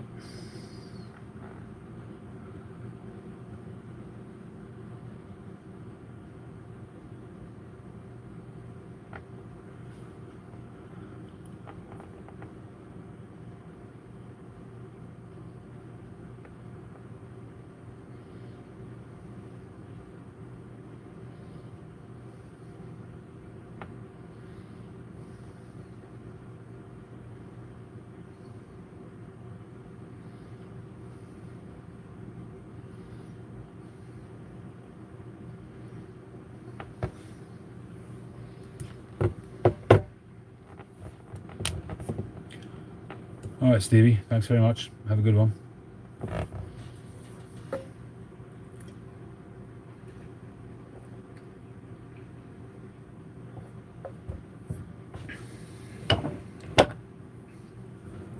I'm thinking maybe I should try some already golden sliced in the Northern Briars. Just need to clear the decks a little bit.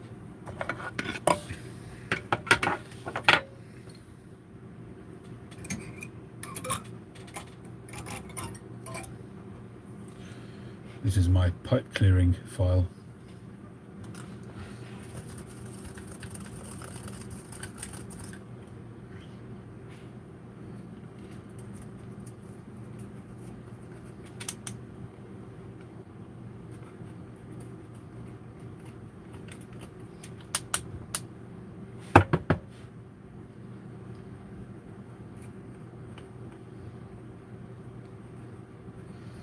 Alright, we nearly got down to the bottom there. There's about a little bit of dotted at the bottom, that was it. Otherwise, it's already got a little bit of a carbon layer around the bowl. So hopefully the next couple of bowls will be better.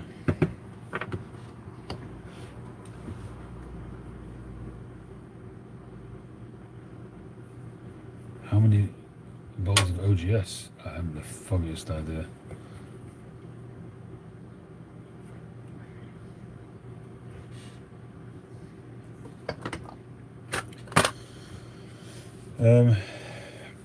Like I say, I don't smoke a huge amount of this stuff. I mean, I smoke it often, more often than any other tobacco, but I might have, 1 to 2 bowls a day, if that. So I don't usually smoke when I'm working, so I'll smoke before I work and smoke after I work, but when I'm literally on the machines, I generally don't smoke. Not for any particular reason other than I'm preoccupied. It's not like I don't want to smoke when I'm working. It doesn't bother me to smoke when I'm working, but I just find that I don't.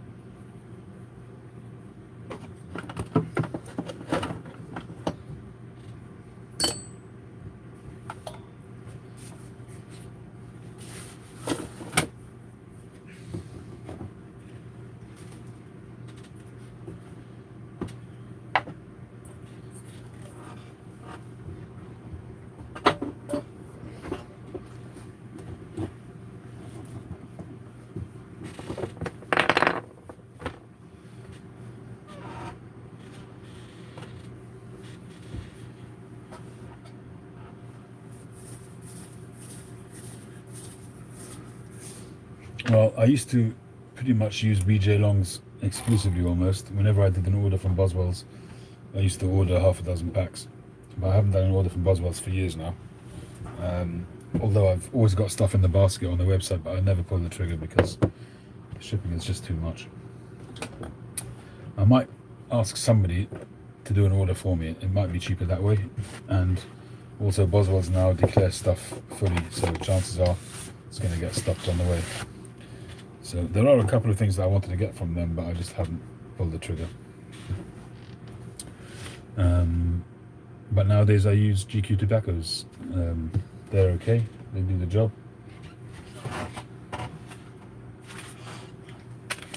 They're British made, don't you know? And they're pretty good. They're quite stiff.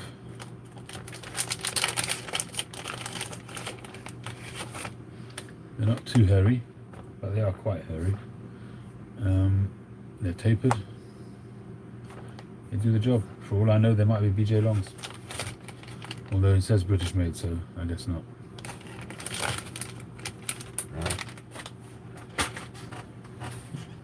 I keep them on my desk here. I have this L-Tang pipe cleaner holder over here, which I have. I've sort of tied it to this piece of wood with cable tie because it keeps falling over. And that's where I keep them. I'm refilling that, not quite on a daily basis, but very often.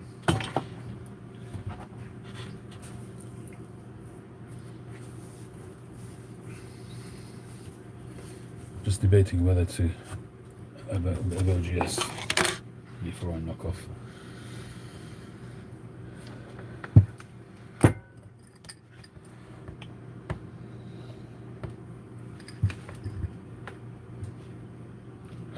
don't know how long ago I refilled this, but it's already a fair bit gone. I don't know how much I've smoked.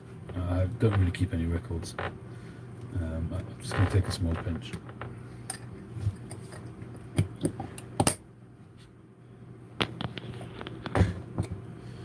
But there's only two tobaccos usually which are on my desk. One is OGS and the other one is vanilla roll cake, and that's pretty much what I smoke most of the time, with the odd insertion of a bottle of anything else that's in my cellar. You know, it's always nice to try something different, but for the vast majority of the time, OGS, vanilla roll cake. Bit of an old codger, these days. You can't get them anymore, Andrew. I tried to get another one myself, but when I used to be outside in the garage, I wanted to have one out there and one in here. But I think they've stopped making them. I mean, they're okay. I mean, I use them for when I'm working for my pipes, but it's not as efficient as it used to be. Oh, the thing's been on lock. I must have had the flame on at some point. It's out of gas.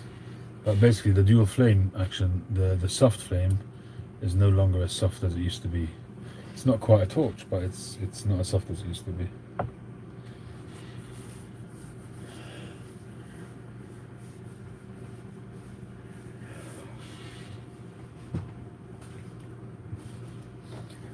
I've looked 3 times now. I think I've put a filter in.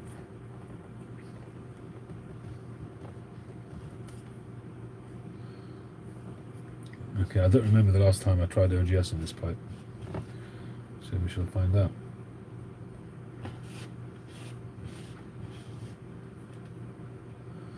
I haven't made this kind of Rhodesian for a long time, the Quebecs. There were shapes which I did quite a lot in my early days, and now I just seem to be more doing a lot of a diverse range of pipes, just anything which takes my fancy, depending on the block or depending on pictures that I might have seen online. I mean, there are some shapes which I'm, like the Rosebud, which is, the 626 kind of thing, the Cauldron, which I think people still recognize as one of my shapes, but and obviously the bent billiards and stuff like that, but there's nothing new there. It's just the way I do it, I guess. Everyone has their way of doing it.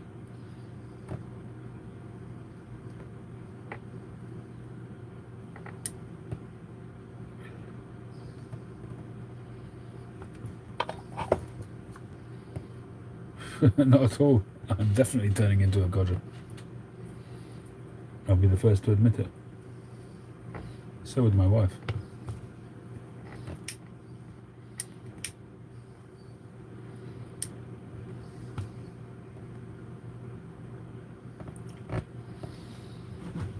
Yeah, we worked that one out, Andrew.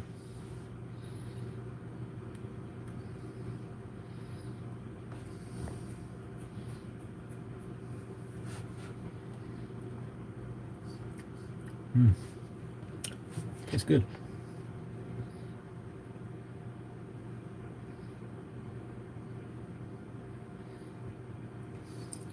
And that's what I mean by neutral. I find that tobaccos are smooth, a little bit narrower in the flavor profile when I smoke them in this. So maybe it's not that neutral, maybe it narrows the flavor, I don't know. But when I smoke it in, say, the 626 or the egg, for instance, in this pipe I get one of the best flavors of OGS in this pipe. It's very zesty, and more of the orange flavor comes through with a little bit of a tang which comes through on that pipe. But in this one I find it's just narrow. It's much rounder, not as sort of high up, not as citrusy.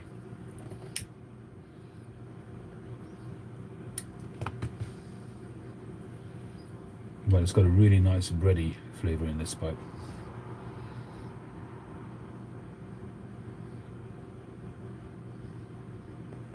Retrohale's nice.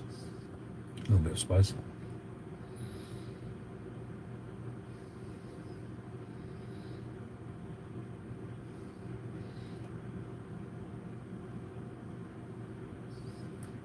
Nice.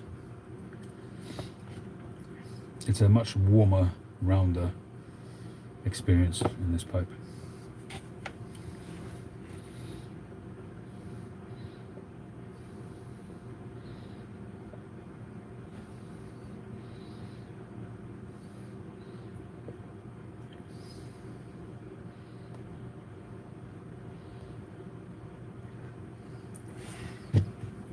But it never disappoints me though. It's got its character, but it never disappoints me. It's a really good pipe. And I think it's the only Northern Brides that I've got left now. I've had so many. What have I had? I've probably had about 20 of his pipes, easily. I mean, I had a 7-day set, which I ended up selling, was before I went to 9mm. And there are some that I'd like to get again at some point. I had a beautiful panelled pipe, which was non-9mm, and he didn't want to convert it because the shank was too narrow. This one he converted for me to 9mm, and he did a couple of others. But in the end, I just didn't smoke them enough. I had a sea urchin, which for some reason I didn't smoke that much, so I let that one go. There are some that I would still like to get. I had also his calabash, the Dunhill style calabash. That was a nice pipe.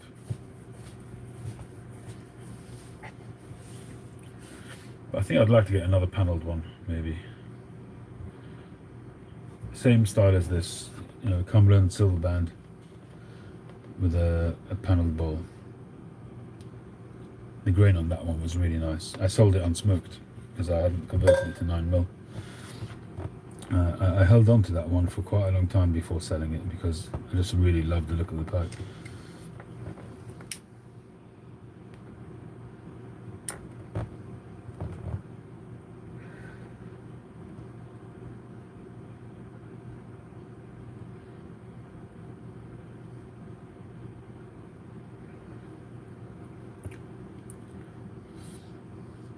I was reading some of the old pipe collector magazines.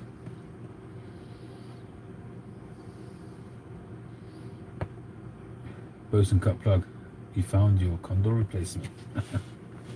Good for you.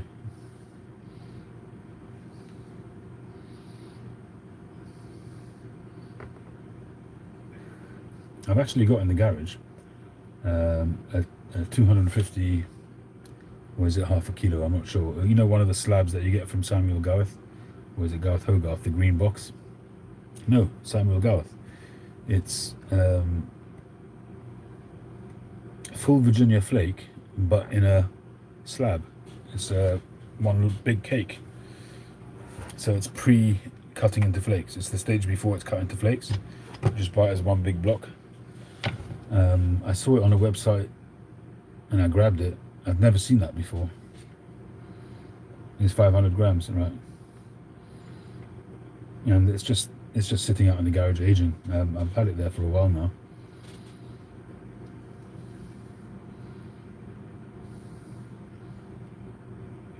I like full Virginia flake occasionally, but it needs to be aged for me.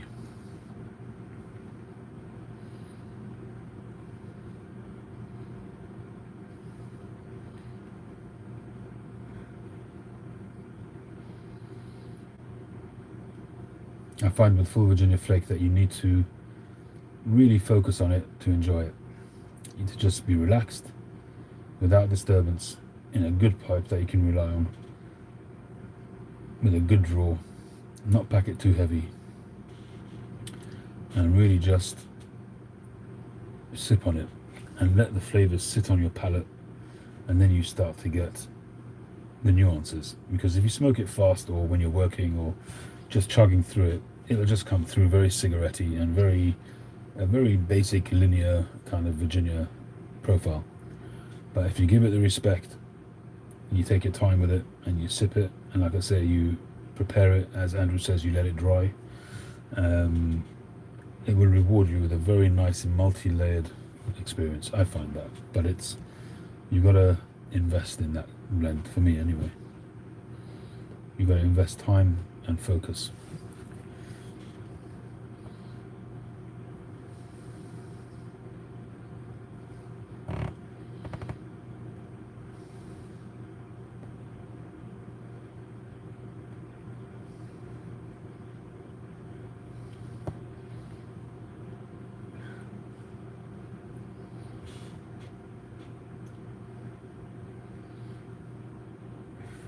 I've still got some Danish Pipe Shops brown sugar flakes somewhere.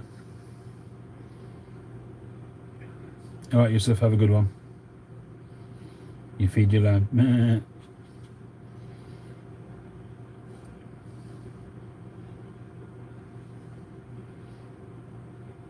Try not to eat them.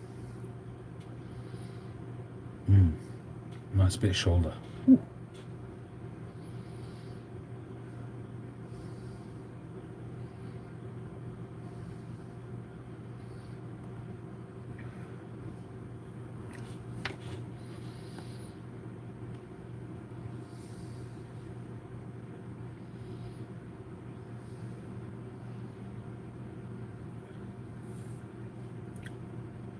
It's flipping expensive though, if you to buy in Danish Pipe Shop, although they won't send it here officially.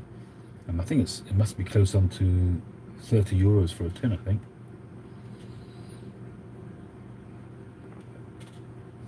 It's a nice flake. Don't get swayed by the name. You smoke it, you're not going to taste brown sugar. It's a Virginia flake.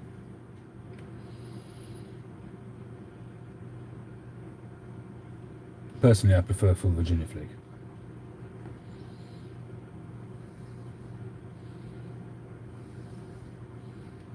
Could be Andrew, I don't know. But it's a tobacco which was made in conjunction with the Danish Pipe Shop, so I don't know how they're going to sell it anywhere else. It was made specifically for them.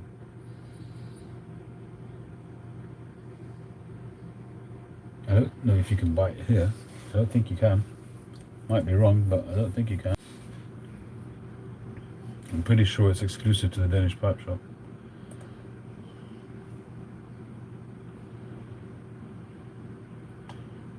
But I'm happy to be corrected.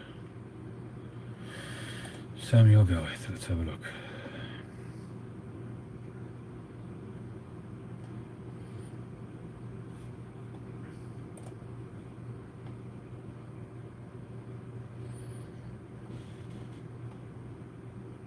No. I mean, they've got a few different Virginia flakes. You've got full Virginia flake, you've got Golden Glow, you've got Fire Dance. There are a few, and probably one of them is close to it, but I'd probably say that full Virginia flake is probably the closest. Let's have a search. Sam, with brown sugar flake.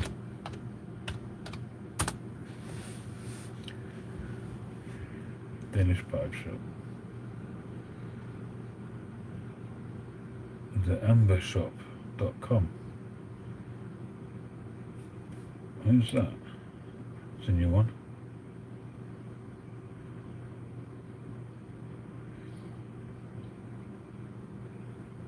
$45 RM. What's RM?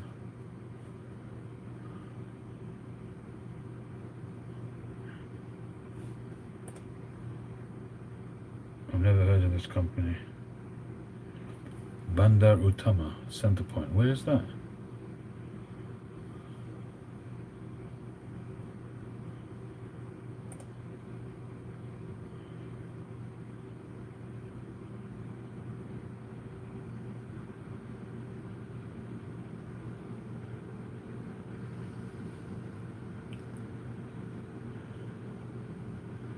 I mean, Center Point is a place in London, but can't be there, can it?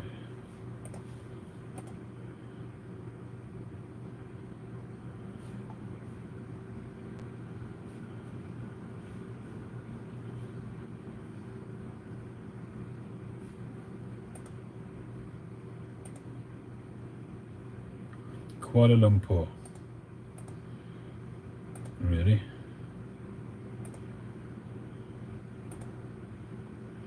In Malaysia. Well, I don't know how realistic that shop is, but that website is.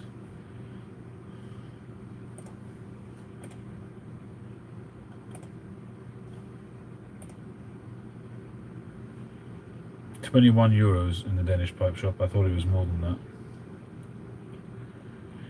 Brown Sugar Flake is our famous and exclusive house blend made in cooperation with Samuel Goworth.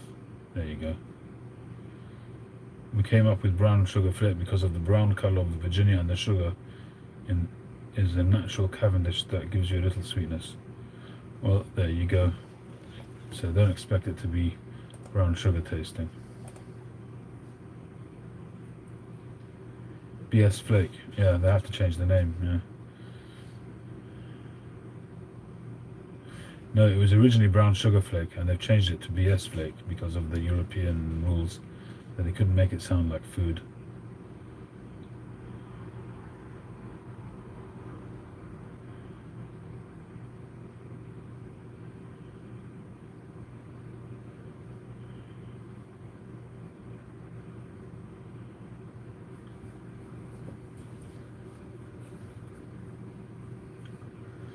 Well, there's no indication on their website that they're not selling it anymore.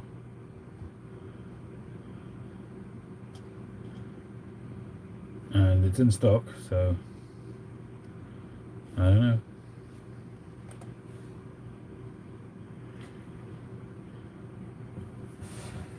Yeah, my one was also Brown Sugar Flake in the tin, but it's now jarred up.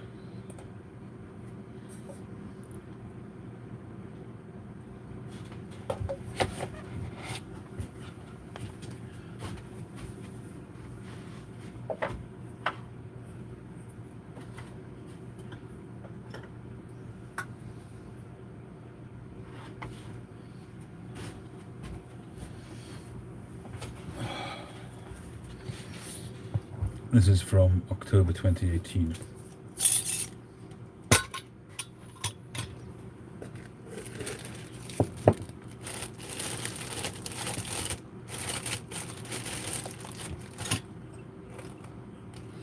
So this is from an older tin that I had, and I kept it in the bag separately because it had dried out. So I put it in with a fresh tin, and that's really now moistened up quite nicely. But look how dark it is. It's almost black. That's probably going to taste really good. It's got quite an earthy aroma to it. And this is the more recent one. There's quite a bit of sugar crystals on this one, but you can see the color difference. That one's almost black, and this one's still quite brown.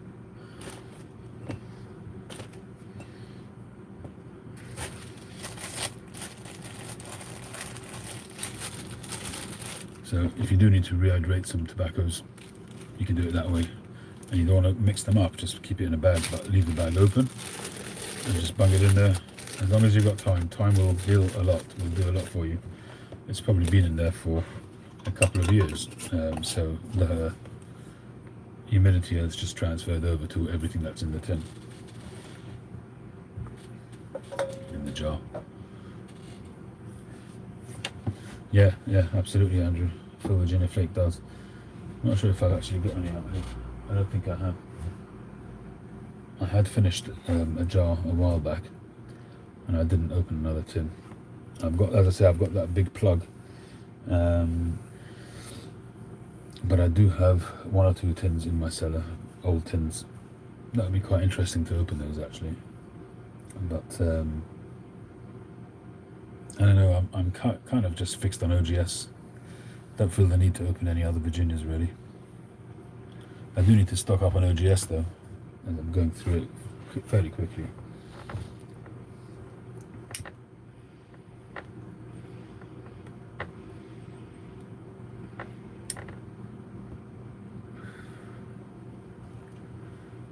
I'm not sure how much I've actually got left. I've probably got around a kilo of it when I combine all the tins that I've got. Maybe a bit less, maybe 700 or 800 grams. Got probably 7 or 8 tins of it, 800-gram tins.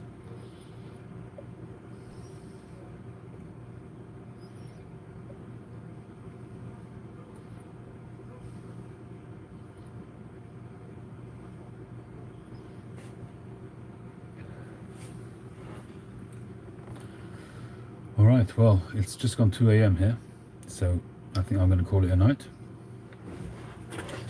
And as always, if you want to ask something, feel free to do so. In the meantime, I'm just going to start saying my thank yous. Thank you, Mark, TPI. Thank you, Andrew. Thank you, Phil. Thank you, KR4M. Thank you, Patrick. Thank you, Yusuf. Ray Wolf and Miss Kathy. McPhil. Don't know who else is still on. Sam Online. Faizan. Stevie. I think he's gone as well. Sid. Piper Sid.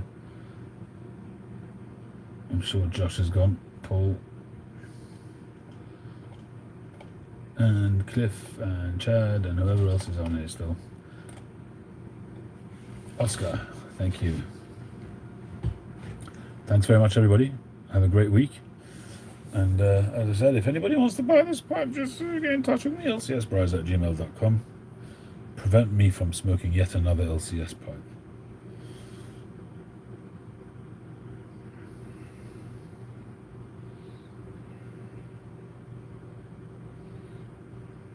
Yeah. Right. Good night, folks. Thanks very much. Catch you on the next one.